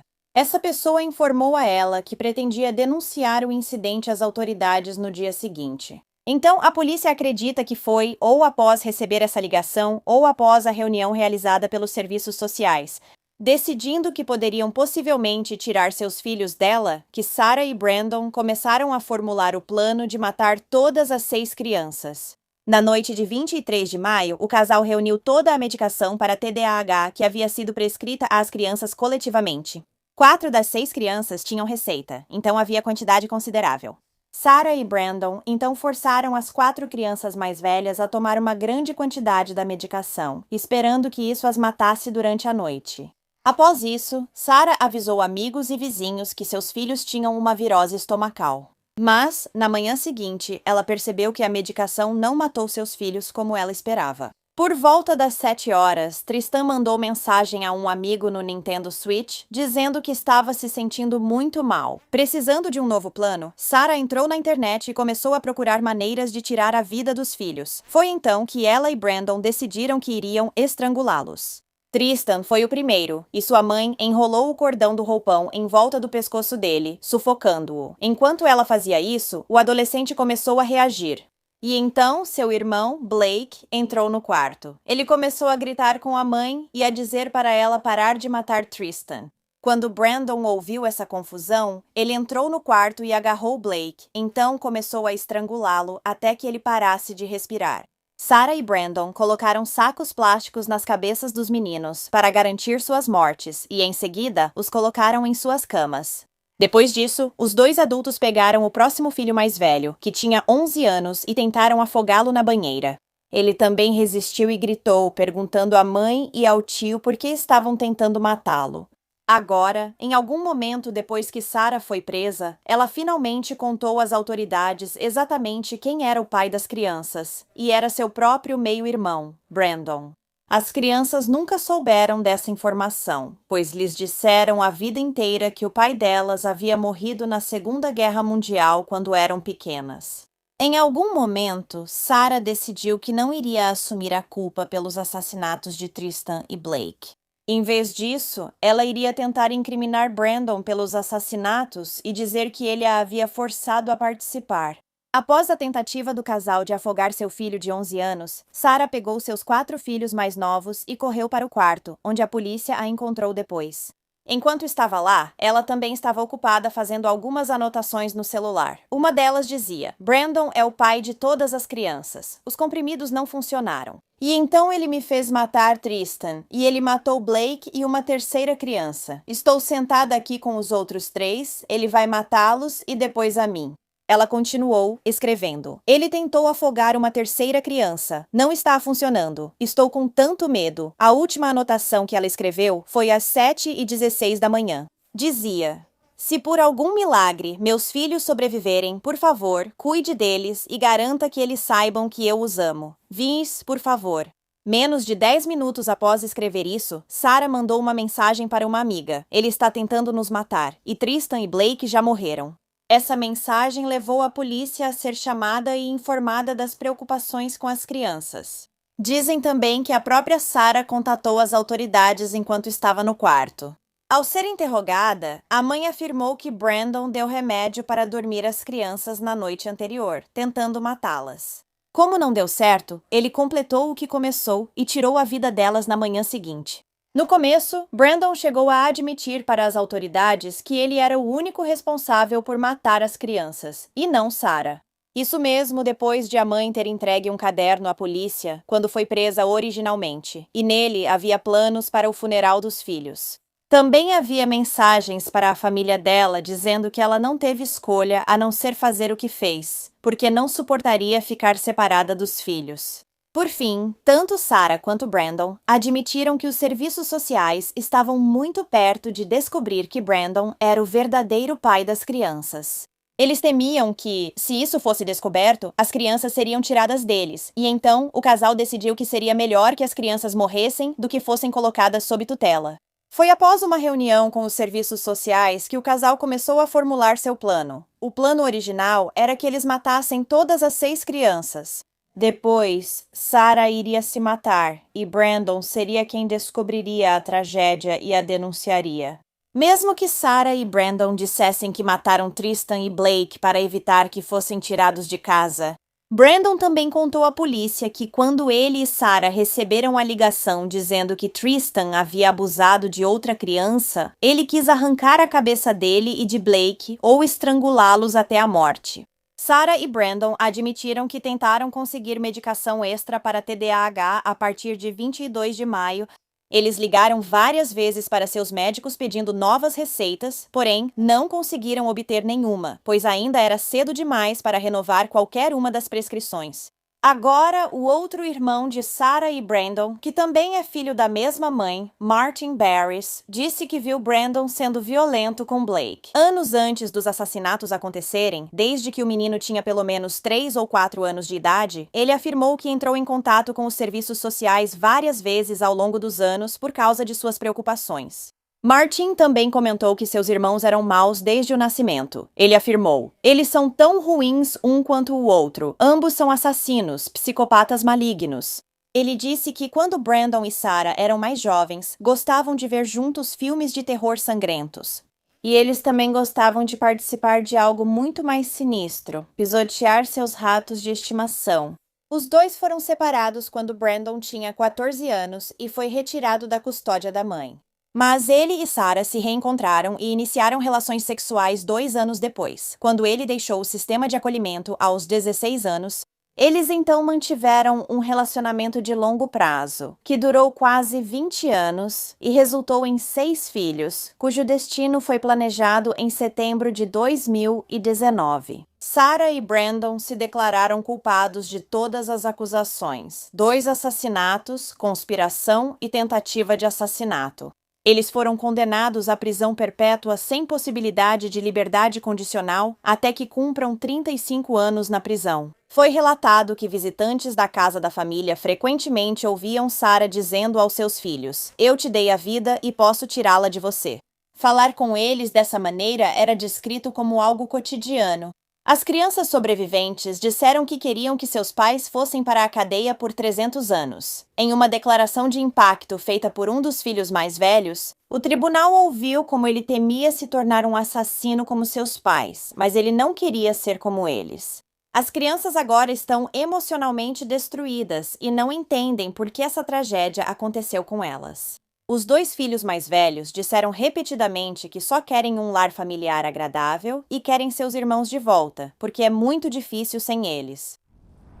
Blake e Tristan eram 2 meninos lindos, confiantes e extrovertidos, que ambos tinham um futuro brilhante pela frente.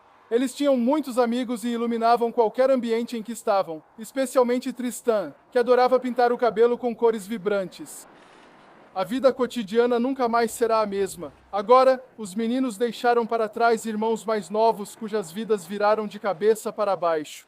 Eles adoravam seus irmãos mais velhos e os admiravam. Os meninos também deixaram para trás familiares próximos, amigos e crianças mais novas que os admiravam e que os viam regularmente. E essa tragédia não afetou apenas aqueles que eram próximos deles, mas também toda a comunidade. Um pedaço dos nossos corações morreu no dia 24 de maio de 2019, que nunca vamos recuperar. Blake e Tristan deixam um enorme vazio em nossas vidas e não tivemos a chance de nos despedir. Gostaria de agradecer a todos que ajudaram os investigadores nesses últimos meses difíceis. Reconheço que não tem sido fácil para familiares e entes queridos, mas vocês são o coração e a alma da família da polícia de South Yorkshire. Incidentes como este são, felizmente, muito raros. Sheffield é um lugar onde cuidamos uns dos outros, nos preocupamos uns com os outros e a comunidade está em nosso coração. Continuamos trabalhando com parceiros para garantir que qualquer um dos jovens afetados por este incidente receba apoio especializado e seja orientado corretamente enquanto seguem em frente com suas vidas. Um funeral em memória de Tristan e Blake foi realizado na quinta-feira, 8 de agosto de 2019, no crematório de Grenoside. O caixão dos meninos, já que foram sepultados juntos, foi levado em um carro funerário. Isso foi acompanhado por cerca de 300 motos, além de 2 carros esportivos Lamborghini, até o terreno do cemitério. Na cerimônia, Tristan e Blake foram chamados de meninos felizes, engraçados, inteligentes, carinhosos e educados.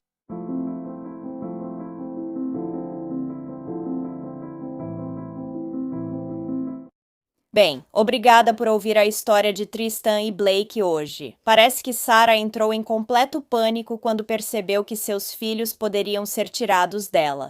Mas ela realmente não pensou direito no plano. Ela tentou matar seus filhos de várias maneiras antes de conseguir fazer isso com apenas 2 deles. Depois, ela ligou para a polícia e tentou colocar toda a culpa em Brandon.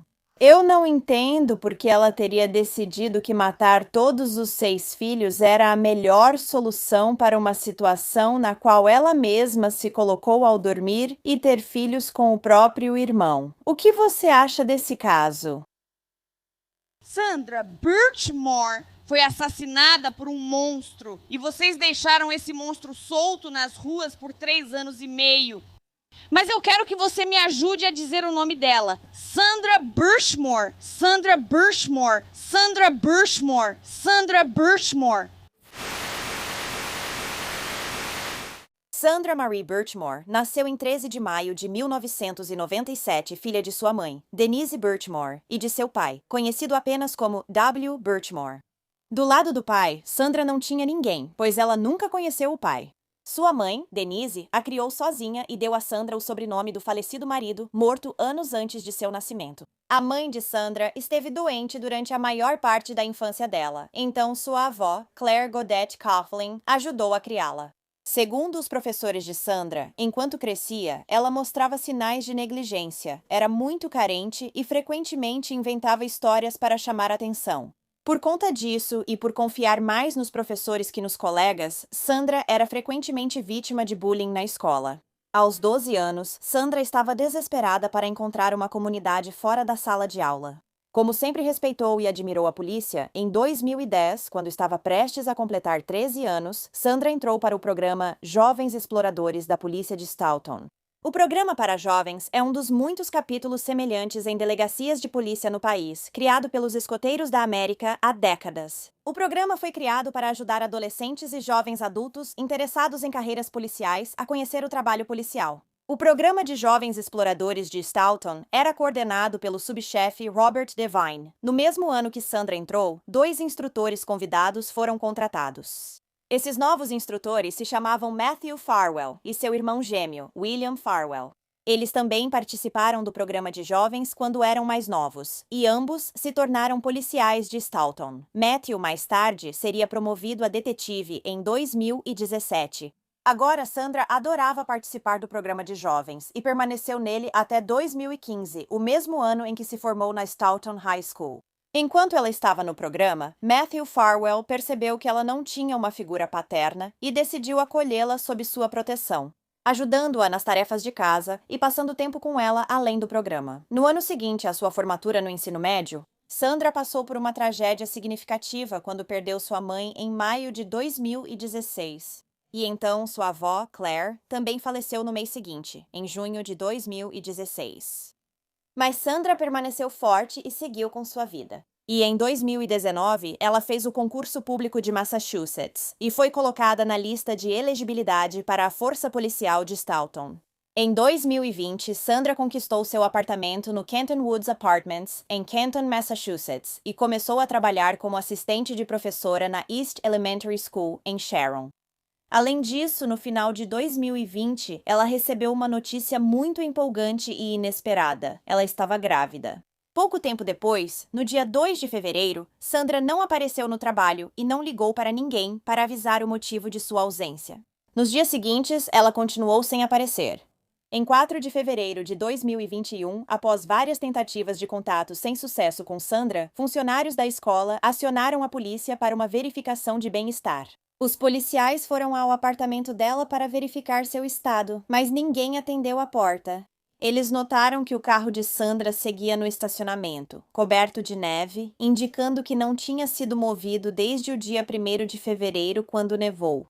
Sem acesso ao apartamento de Sandra, os policiais falaram com o gerente, que permitiu a entrada. Quando entraram, às 11h46 daquela manhã, encontraram o corpo sem vida de Sandra sentado em seu quarto, com a porta fechada. Ela estava sentada no chão, com uma faixa preta ao redor do pescoço. Essa faixa preta havia sido amarrada à maçaneta do armário do quarto. O celular de Sandra estava no chão, a cerca de 30 centímetros de seu alcance, e parecia que ela já estava morta há bastante tempo. O médico legista do estado acabou determinando que não havia sinais de luta. Não foram encontrados arranhões ou marcas nas paredes, e não havia marcas de arrasto no chão. O corpo de Sandra também não apresentava ferimentos de defesa. Portanto, eles concluíram que Sandra, que estava grávida de 10 semanas na época, havia tirado a própria vida. Uma investigação subsequente da Polícia Estadual concluiu que não havia sinais de crime. Agora, por algum motivo, o médico legista do estado não enviou nenhum tecido fetal para testes de DNA para determinar quem era o pai. Além disso, mesmo que amostras tenham sido coletadas do corpo de Sandra para verificar se ela havia sido abusada, essas amostras nunca foram analisadas. Logo após o corpo de Sandra ser encontrado, sua tia, Darlene Smith, foi notificada. As autoridades disseram a ela que Sandra tinha feito isso consigo mesma, e Darlene não acreditou. Sua sobrinha estava tão animada com a nova vidinha que estava trazendo ao mundo, e Darlene simplesmente não achava possível que Sandra colocasse fim em tudo. Além disso, o comportamento de Sandra no último dia em que se teve notícias, 1º de fevereiro, estava longe de ser o de alguém que planejava tirar a própria vida. Afinal, ela tinha marcado vários compromissos e até saiu para tirar a neve do carro. A terapeuta dela, que a tinha visto no dia anterior, disse ao FBI que Sandra nunca mencionou pensamentos de se machucar ou qualquer ideia desse tipo antes de sua morte. Curiosamente, a família de Sandra encontrou algo que a polícia não viu no apartamento. O colar de Sandra, uma corrente de ouro com pingente de flamingo, estava no chão do quarto, emaranhado em um tufo de cabelo. Estranhamente, esse colar tinha sido fotografado pendurado no pescoço de Sandra nas fotos da cena do crime. Não demorou muito após a morte de Sandra para que algumas notícias alarmantes começassem a surgir. Aparentemente, Matthew e William Farwell, junto com o chefe de polícia Robert Devine, vinham aliciando e mantendo relacionamentos inapropriados com Sandra há anos. E, na época de sua morte, ela estava grávida do bebê de um desses homens. Esse homem seria Matthew Farwell, embora ele tenha negado.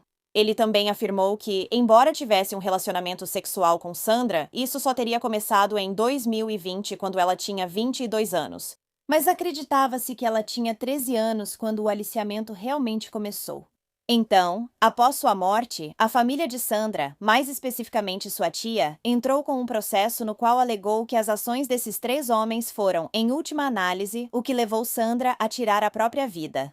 O processo também culpou a cidade de Staunton e o departamento de polícia por sua negligência ao contratar Matthew e William Farwell. Os irmãos foram contratados para a força policial, mesmo sendo de conhecimento geral que, quando adolescentes, eles eram conhecidos por se passarem por policiais e até chegaram a parar alguns veículos. A administradora do imóvel analisou as imagens de vigilância da noite de 1º de fevereiro, no prédio de Sandra.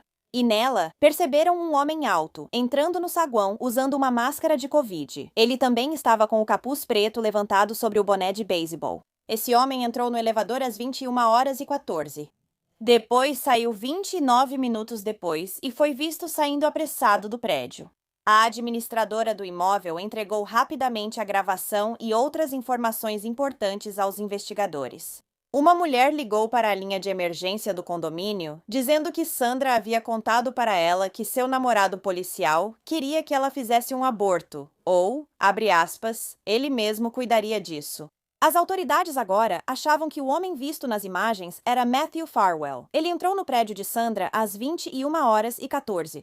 E, mais cedo naquela noite, Sandra havia enviado uma mensagem de texto para uma de suas colegas de trabalho. A colega respondeu às 21h28, apenas 1 minuto depois de Matthew entrar no prédio. Mas Sandra nunca abriria essa mensagem. Aparentemente, Sandra havia contado a uma colega de trabalho que estava namorando um policial que era de 10 a 11 anos mais velho que ela e já tinha vários filhos. Ela disse à colega que se algo lhe acontecesse, Matthew seria o responsável. A tia e os amigos de Sandra chegaram a ligar várias vezes para a polícia após a morte dela para dizer que Matthew Farwell tinha os meios, o motivo e a oportunidade para matar Sandra, mas eles não foram ouvidos. Ao ser confrontado com as imagens das câmeras, Matthew disse que foi ao apartamento de Sandra apenas para terminar com ela. Além disso, segundo ele, a última vez que ele e Sandra tiveram um encontro íntimo foi em outubro de 2020. Portanto, a linha do tempo para ele ser o pai não fazia sentido. Segundo ele, quando foi ao apartamento de Sandra no dia 1º de fevereiro para terminar com ela, os dois começaram a discutir. Ele a chamou de louca e ela o chamou de babaca. Ainda assim, ele afirmou que não só não machucou Sandra, como ela também não demonstrava sinais de tendências suicidas quando ele foi embora. Agora, poucos dias após o corpo de Sandra ter sido encontrado, em 9 de fevereiro de 2021, Matthew foi instruído a entregar seu celular às autoridades. Meses depois, o celular de trabalho dele da polícia de Staunton também virou prova. No entanto, quando os policiais estaduais fizeram uma extração dos 2 aparelhos, curiosamente não encontraram nada de interessante. Descobriu-se que Matthew havia instalado um aplicativo de rastreamento no celular de Sandra para monitorá-la constantemente. Um dia após encontrarem o corpo de Sandra, a chefe de polícia de Staunton, Donna McNamara, ficou mais preocupada com as várias declarações sobre o envolvimento de Sandra com os irmãos Farwell e Robert Devine. Então, ela iniciou uma investigação interna. Em poucas semanas, a investigação interna e privada descobriu milhares de mensagens de texto trocadas entre Sandra e Matthew, contradizendo diretamente o relatório oficial do sargento da Polícia Estadual, que havia afirmado não ter encontrado nenhuma comunicação entre eles em nenhum dos telefones, alegando que Matthew simplesmente havia apagado todas as comunicações que teve com Sandra. Um relatório separado da Polícia Estadual sobre o laptop de Sandra mencionou aproximadamente 12 meses de mensagens, conteúdo de redes sociais e outros documentos que faziam alusão a relacionamentos sexuais com outros homens. Mas não encontrou nenhuma ameaça de violência vinda de ninguém. No entanto, a investigação da Corregedoria encontrou informações muito mais relevantes nas mensagens de texto que mostraram, de fato, que houve estupro de vulnerável envolvendo Sandra. Como resultado, a polícia de Stoughton colocou Matthew Farwell em licença remunerada em fevereiro de 2021, embora não tenham apresentado nenhuma acusação. Essas mensagens incluíam uma em que eles discutiam o dia em que Matthew tirou a virgindade de Sandra, 10 de abril de 2013, quando ela tinha apenas 15 anos. Em parte dessa troca de mensagens, Sandra conta para Matthew que sentiu um frio na barriga tão forte naquele dia e também que foi o melhor dia da vida dela. As mensagens também revelaram o orgulho de Matthew por ter tirado a virgindade de Sandra, mesmo anos depois. Enviando perguntas para ela em 2019 e 2020, incluindo: qual foi o primeiro dia? Você disse: ai meu Deus, eu quero que esse cara seja o meu primeiro, eu quero senti-lo dentro de mim, e depois, eu com certeza teria transado com você. Em 2012, quando ela tinha apenas 14 anos já adulta, Sandra admitiu que começou a pensar em Matthew sexualmente quando eles sentavam juntos na biblioteca, quando ela ainda era apenas uma adolescente. Ela não quis dizer nada por causa da minha idade e mandou mensagem para ele. Não queria que você pensasse: que porra é essa? Outra vez, Matthew escreveu para ela dizendo: se eu insistisse, eu absolutamente poderia ter transado com você sem camisinha desde o primeiro dia. Ao que Sandra respondeu: eu fiquei meio com medo de dizer não no começo, sem saber como você ia reagir. Enquanto Matthew mantinha esse relacionamento totalmente ilegal, ele começou um relacionamento mais legal. E ele se casou com sua esposa apenas um mês depois de tirar a virgindade de Sandra, em maio de 2013. Ao mesmo tempo, ele continuou vendo e dormindo com Sandra durante todo o ensino médio dela, chegando a encontrá-la enquanto estava de serviço. Com o tempo, Mateus aparentemente começou a usar atos forçados de sexo oral, vaginal e anal como forma de punição para Sandra. Quando ela tirava notas ruins, dormia com outras pessoas ou não compartilhava sua localização com ele. Após Sandra concluir o ensino médio e entrar no programa de justiça comunitária da Massasoit Community College, seu relacionamento com Mateus ficou cada vez mais violento, graças ao apetite dele por fantasias sexuais e encenações. Talvez eu te segure pela garganta enquanto te penetro. Ele enviou uma mensagem para ela em 2020 dizendo que queria que ela pensasse: meu Deus, isso está acontecendo e não posso impedir. Ele também compartilhou fantasias de estupro com Sandra e a instruiu a encenar fantasias sexuais que incluíam pedofilia e incesto não consensual. Até fingia ser o irmão dela entrando escondido em seu quarto à noite, o que era bem perturbador. Durante esse período, Sandra também mantinha relações com outros homens, inclusive com o irmão gêmeo dele, William Farwell. De acordo com uma amiga de Sandra, Matthew tinha controle e dominância sobre Sandra, enquanto William se apresentava como o bonzinho, o amigo com benefícios. Era quase como um relacionamento muito doentio de policial bom e policial mau.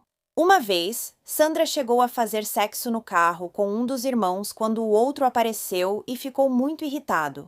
Por volta da mesma época, Robert Devine, chefe de polícia, passou a mandar mensagens para Sandra no Facebook Messenger sobre atos sexuais e combinando encontros. Enquanto ele estava de serviço, os 3 homens já estavam se aproveitando de Sandra naquele momento, além de pedir que ela gravasse e enviasse fotos e vídeos desses atos para eles. Esses homens passaram Sandra de um para o outro como se ela fosse apenas um brinquedo. Mas com o passar do tempo, Sandra começou a desejar algo que pudesse chamar de seu, um bebê. E ela falava quase o tempo todo sobre se tornar mãe. Logo, ela decidiu que teria um bebê custe o que custar e começou a comprar testes de gravidez em uma frequência alarmante. Ela chegou a pedir dinheiro emprestado várias vezes às amigas para comprar esses testes caros. Finalmente, em dezembro de 2020, Sandra recebeu a notícia que tanto esperava. Ela estava grávida. Ela escreveu em um cartaz com caneta: "Parabéns, vamos ser pais." Tirou uma foto e enviou para Matthew. Com apenas 3 semanas de gravidez, ficou radiante com a notícia. Matthew, nem tanto. Ele respondeu por mensagem: "Eu literalmente não tenho nada a dizer agora." "De quantas semanas você está?" Sandra respondeu. "Não importa quantas semanas, vamos ficar com o bebê." "Ok. Então precisamos conversar," ele respondeu. Sandra mandou outra mensagem dizendo: "Não me diga, isso é óbvio, e a certidão de nascimento precisa ser assinada." Sandra finalmente percebeu que tinha algum poder sobre Matthew, e a origem desse poder veio de uma fonte totalmente inesperada. O agente de controle animal de Stoughton, Joshua Hill, que admitiu em um processo civil movido pela tia de Sandra, que havia recebido sexo oral de Sandra em um sofá dentro do abrigo de animais. Mas foi consensual. Havia informado Sandra que Mateus estava esperando o 3º filho com a esposa. Essa notícia foi um grande choque para Sandra. Depois de ouvir isso, Sandra decidiu se abrir com Joshua, revelando todas as informações que Mateus havia pedido para ela manter em segredo. Isso incluía o relacionamento dela com ele, o irmão dele, Roberto Devine, e informações sobre as mensagens explícitas e, às vezes, violentas que Mateus enviava para ela. Após essa conversa com Joshua, Sandra decidiu que iria escrever uma carta para a esposa de Mateus e contar tudo sobre o caso. Mas então, ela decidiu que, em vez de enviar a carta, ela daria um ultimato a Mateus em troca do seu silêncio. Ele precisava concordar em ter relações sexuais sem proteção para que ela engravidasse. Mateus acabou concordando, mas disse que queria que Sandra fingisse que ele estava estuprando ela. Ela ficou satisfeita com o acordo e disse que pararia de falar mal da esposa e dos filhos dele. Assim, ambos conseguiam o que queriam. Pouco depois, um colega de Mateus avisou que a amiga de Sandra procurou a delegacia e revelou o relacionamento ilícito deles. Isso fez Mateus entrar em pânico e pedir ao colega de trabalho que ficasse em silêncio. Em seguida, ele enviou uma mensagem furiosa para Sandra, gritando e xingando ela por ter exposto o segredo deles. Pouco depois de Mateus descobrir que Sandra estava grávida, em dezembro, Sandra contou às amigas que Mateus desejou que ela morresse e não queria saber do bebê. Ela também contou às amigas que Mateus lhe deu uma gravata e tirou seu celular. Então, em janeiro, Sandra confidenciou à futura madrinha do bebê que tinha mostrado a foto do ultrassom para Mateus, e ele surtou. Ele disse: "Essa criança não é minha", e então a empurrou para o chão de forma suspeita. No mesmo mês, ele pediu uma chave do apartamento dela, que Sandra fez com prazer em um Walmart próximo. Quando Mateus foi buscar a chave, Sandra suspeitou dele porque ele inspecionou o banheiro e o armário dela. Sandra até enviou uma mensagem para uma amiga. Foi muito estranho. Ele ficou olhando ao redor, não sei. Como ele pediu a chave do apartamento, Sandra pensou que Mateus talvez estivesse começando a aceitar ter um bebê com ela. Em 1º de fevereiro de 2021, após saber que teria folga devido à neve, Sandra mandou mensagem para Mateus para saber se queria passar o dia com ela, mas ele disse que não estaria por perto. Sem que Sandra soubesse, a esposa grávida de Mateus estava prestes a dar à luz.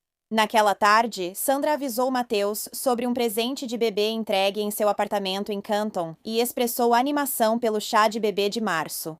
Depois, ela pediu comida pelo DoorDash e pegou no saguão às 17 horas e Ela também saiu rapidamente para tirar a neve do carro, voltando para dentro às 17h33.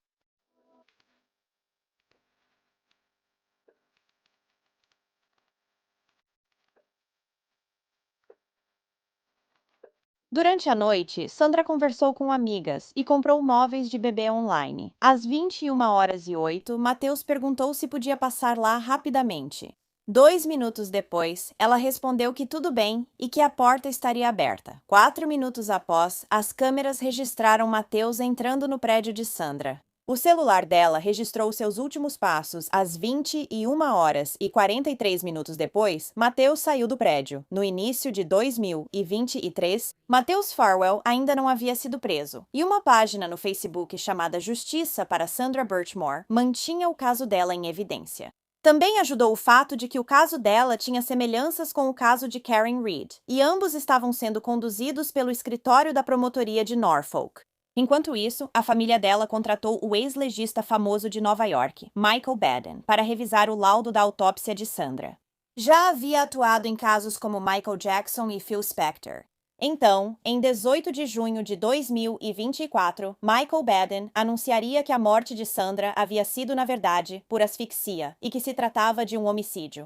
Ela havia sofrido uma fratura em um pequeno osso em forma de U no pescoço, conhecido como osso hioide, que raramente, ou quase nunca, se fratura em casos de enforcamento auto-infligido, mas costuma se fraturar em estrangulamentos homicidas de mulheres? Levaria quase 4 anos para que entes queridos, ativistas online e, por fim, agentes do FBI descobrissem as provas condenatórias que levaram à prisão de Matthew Farwell, sob suspeita de ter matado Sandra.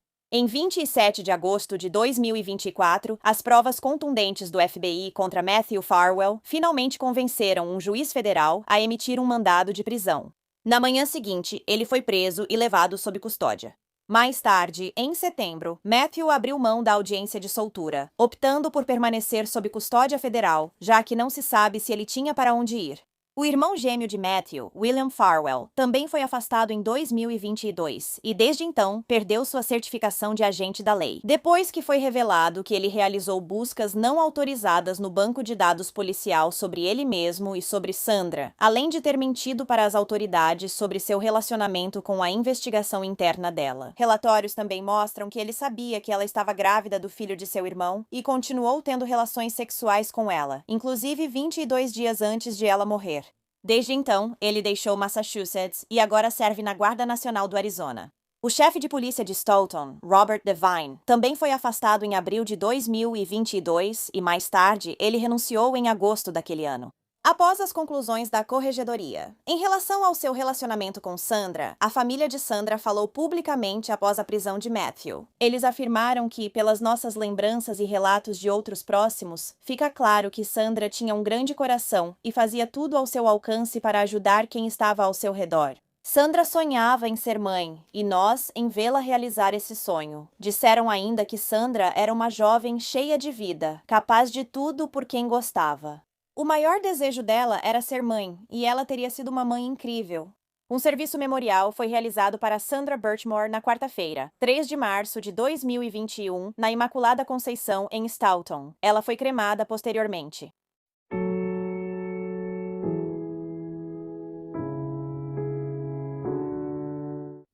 Bem, obrigada por ouvirem a história da Sandra hoje. Fico feliz que ela e sua família estejam finalmente recebendo a justiça que ela e seu bebê que ela esperava merecem. O que Mateus e os outros policiais fizeram com ela durante anos é tão vil e inacreditável. Eles se aproveitaram de uma garota jovem e vulnerável sem figura paterna em sua vida. E quando Sandra finalmente percebeu que tinha algum poder em um desses relacionamentos, sua vida foi cruelmente tirada dela. Deixou a chave do lado de fora da porta dos fundos da casa deles, na reserva militar de Aliamanu. Foi isso que Jackson usou para entrar. Ela pegou a faca de cozinha longa e afiada, subiu até onde Catherine dormia e a esfaqueou várias vezes. Catherine Renee Plotz Walker, ou Cathy, como muitos a chamavam, nasceu em Albany, Nova York, em 22 de julho de 1976, filha de Douglas e Joanne Plotz. Além disso, ela tinha 3 irmãs e um irmão. Cathy se formou na Shaker High School em 1994 e continuou seus estudos no Ricks College, em Idaho, e na Utah State University. Cathy era um membro devoto e ativo da Igreja de Jesus Cristo dos Santos dos Últimos Dias, onde foi reconhecida como uma líder exemplar das moças. Ela adorava dançar, ouvir música, viajar, assistir filmes e experimentar novos restaurantes. Cathy também amava os animais, especialmente gatos. No dia 16 de maio de 2003, Cathy se casou com um homem chamado Michael Walker, que era paramédico do Exército dos Estados Unidos durante o serviço militar do marido. Cathy morou com ele em Maryland, Texas, Califórnia e, mais recentemente, em Honolulu, no Havaí. De acordo com os amigos do casal, eles estavam sempre felizes e pareciam perfeitos juntos para todos que os conheciam. Cathy e Michael tinham um casamento perfeito, e Cathy tinha orgulho de ser esposa de militar. Ela amava a vida que havia construído com Michael. Era 2014 e o casal tinha acabado de se mudar para a reserva militar de Aliamanu, em Honolulu. Michael era paramédico na pronto-socorro do Centro Médico do Exército Tripler.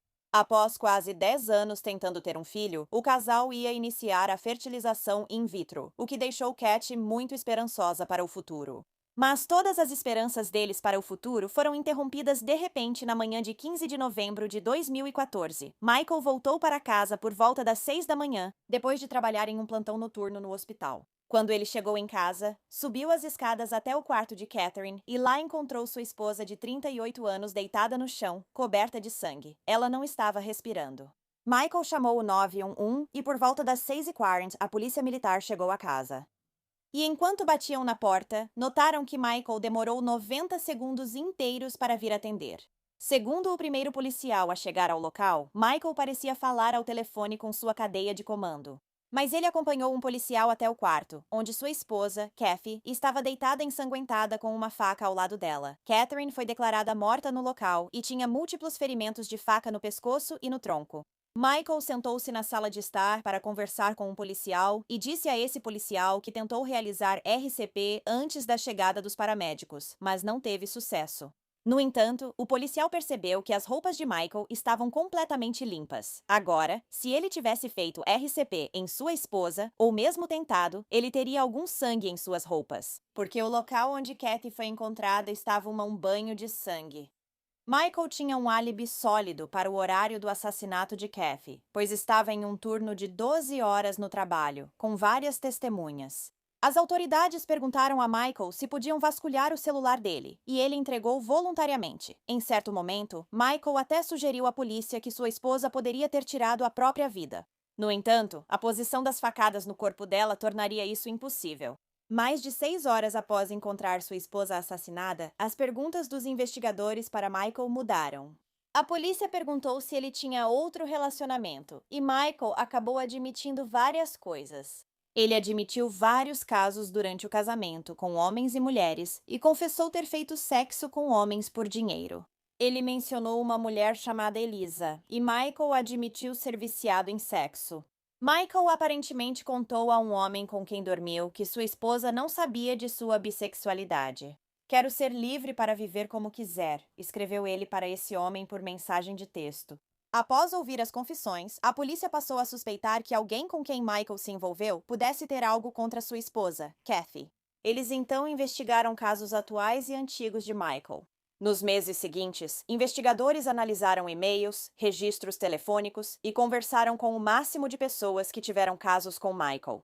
Embora algumas dessas pessoas fossem casadas e não quisessem se apresentar, a polícia acabou restringindo a busca a uma pessoa, a mulher que Michael havia mencionado durante o interrogatório. Essa pessoa se chamava Elisa, ou Lisa Jackson. Elisa tinha 29 anos quando Catherine foi assassinada e morava no mesmo bairro dos Walkers com os pais. A polícia descobriu que Elisa trabalhava em um cinema e estava escalada para o dia seguinte ao assassinato de Catherine, em 16 de novembro. Foi relatado que ela foi trabalhar naquele dia, mas saiu pouco depois e não foi mais vista desde então. Descobriu-se que, após o assassinato, Elisa se mudou para Indiana com a família. Mas a polícia a localizou e a prendeu em abril de 2015 sob a acusação de homicídio em primeiro grau. Ela foi extraditada para o Havaí, onde confessou ter matado Catherine e explicou à polícia o motivo. Elisa Jackson conheceu Michael Walker em setembro de 2014 e eles começaram um caso pouco tempo depois. Às vezes, quando Catherine não estava, Elisa visitava Michael em casa. Ela, nova amante dele, logo compartilhou suas dificuldades de saúde mental. 2 semanas após se conhecerem, começaram a conversar sobre seus maiores desejos. Michael revelou a Elisa que seu maior desejo era se livrar da esposa, Kathy, mas não tinha dinheiro para o divórcio.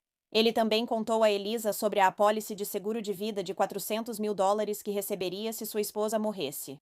Michael então disse à já instável Elisa que poderiam ficar juntos se sua esposa, Kathy, saísse do caminho.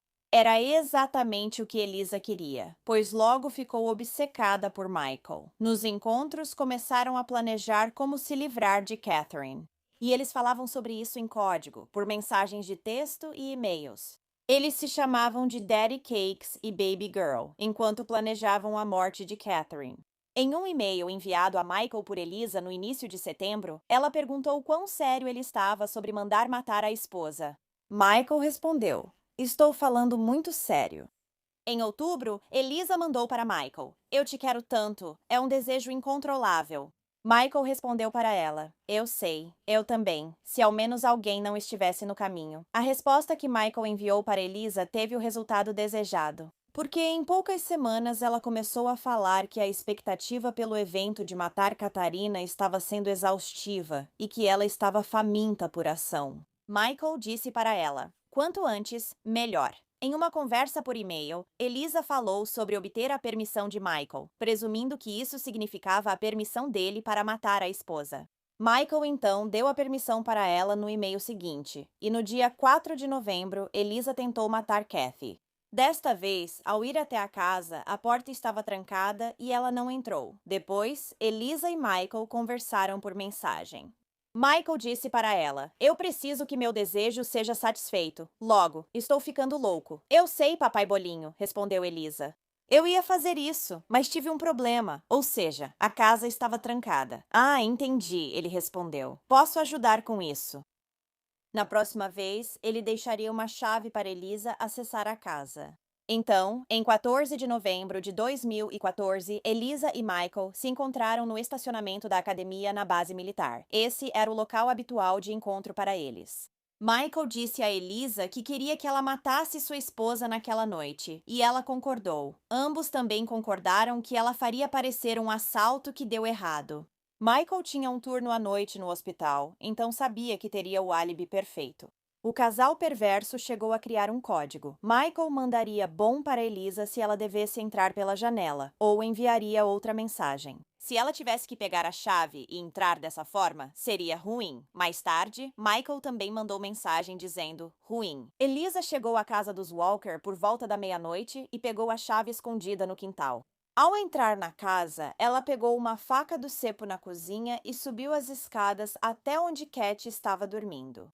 Elisa começou a esfaquear Catherine várias vezes até que Catherine se levantou da cama e tentou fugir. No entanto, Elisa a empurrou de volta para o chão e continuou a esfaqueá-la, mais algumas vezes.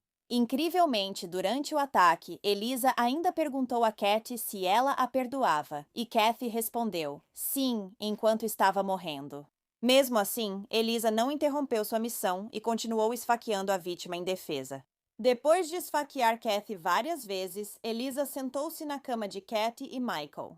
Ela então esperou 30 minutos inteiros para ter certeza de que Kathy havia dado seu último suspiro. Ela queria garantir que não havia nenhuma chance de Kathy sair dessa com vida. Assim que Elisa teve certeza de que Kathy estava morta, ela decidiu vasculhar a bolsa dela, olhando a carteira e o documento de identidade, mas ela acabou não levando nada.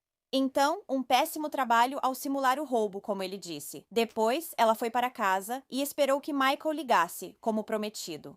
Mas Michael nunca mais entrou em contato com Elisa, agora que ela tinha resolvido o problema dele para ele.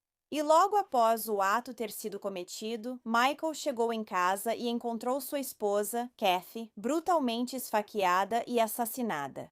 O que chamou a atenção da polícia e os fez suspeitar de algo mais foi a ausência de arrombamento na casa dos Walker e o fato de nada ter sido levado.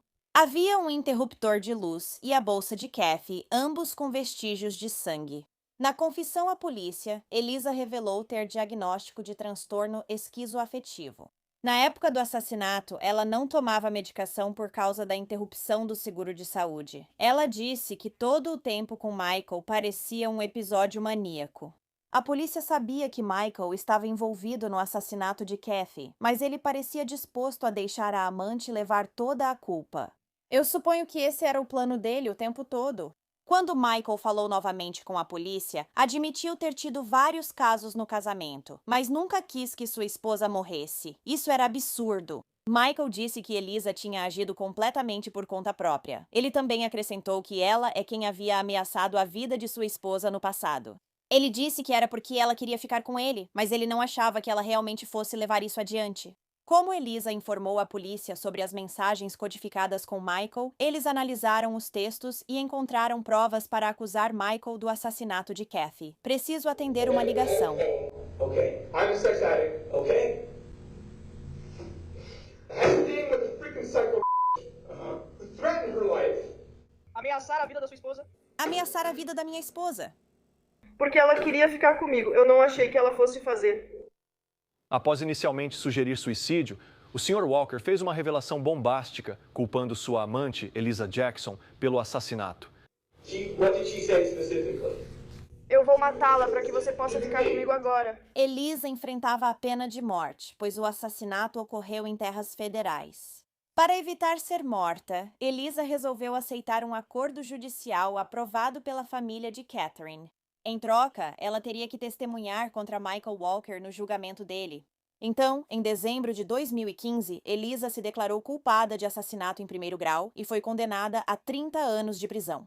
E a família compassiva de Catarina disse que perdoava Eliza. O pai de Catarina, Douglas Plotz, disse: "Nós a perdoamos de todo o coração. Quero que a senhorita Jackson saiba disso agora." O julgamento de Miguel estava previsto para começar em meados de 2016, mas em 2016, antes que isso pudesse acontecer, ele foi submetido à corte marcial com acusações de criação de imagens explícitas de crianças, agressão sexual a menor e agressão física a menor. Enquanto a polícia vasculhava o computador de Miguel, durante a investigação sobre a morte de sua esposa, eles encontraram comunicações com um menino, além de imagens impróprias. Em 2017, no Tribunal Militar, Miguel foi condenado a 3 anos de prisão pela posse de materiais impróprios envolvendo crianças. E ele foi condenado a 10 anos por agressão a um menor. Miguel Walker também foi condenado por prostituição depois que policiais encontraram sites de redes sociais nos quais ele tentava se vender para outros homens. Além disso, Miguel Walker foi receber baixa desonrosa das Forças Armadas. Então, em setembro de 2019, enquanto cumpria sua sentença de 10 anos pouco antes de ir a julgamento, Miguel se declarou culpado de homicídio em segundo grau. Ele admitiu que as conversas com a amante foram o motivo da morte de Kathy. Em troca do acordo de confissão, a pena de morte foi descartada e Miguel acabou sendo condenado a 35 anos de prisão, 5 anos a mais do que Eliza. A juíza disse que condenou Miguel a uma sentença mais longa do que Eliza. Mesmo que ela tenha sido quem cometeu o assassinato, porque Miguel foi o mentor de tudo, a juíza disse: "Senhorita Jackson empunhou a faca que matou sua esposa, e isso foi um ato terrível, terrível. Mas me parece que você estava no controle, que ela fez o que fez porque você queria, e você sabia que ela tinha problemas de saúde mental." Michael também pediu desculpas à família da esposa e disse a eles: "Eu amo muito a Kathy e faria qualquer coisa se isso pudesse trazê-la de volta." O mentiroso Michael era um mentiroso comprovado e perverso, com desejos doentios que não terminavam apenas em matar pessoas queridas por dinheiro. O funeral de Catarina foi realizado na quarta-feira, 26 de novembro de 2014, na Igreja de Jesus Cristo dos Santos dos Últimos Dias em Loudonville. Ela foi então enterrada no Cemitério Nacional Gerald B.H. Solomon Saratoga. Essa história é absolutamente chocante. Eu não consigo nem imaginar ser casada com alguém por 11 anos e não ter ideia da pessoa nojenta e vil que ela realmente era. Catherine nunca imaginou que isso aconteceria. Ela nem sequer conhecia Eliza antes do ataque, ou que seu marido estava até mesmo traindo ela.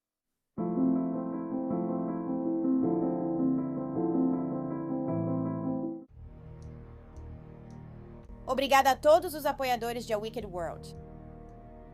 Agora tem ainda mais de um mundo cruel no Patreon, então confira em patreon.com/awickedworld ou use o aplicativo do Patreon.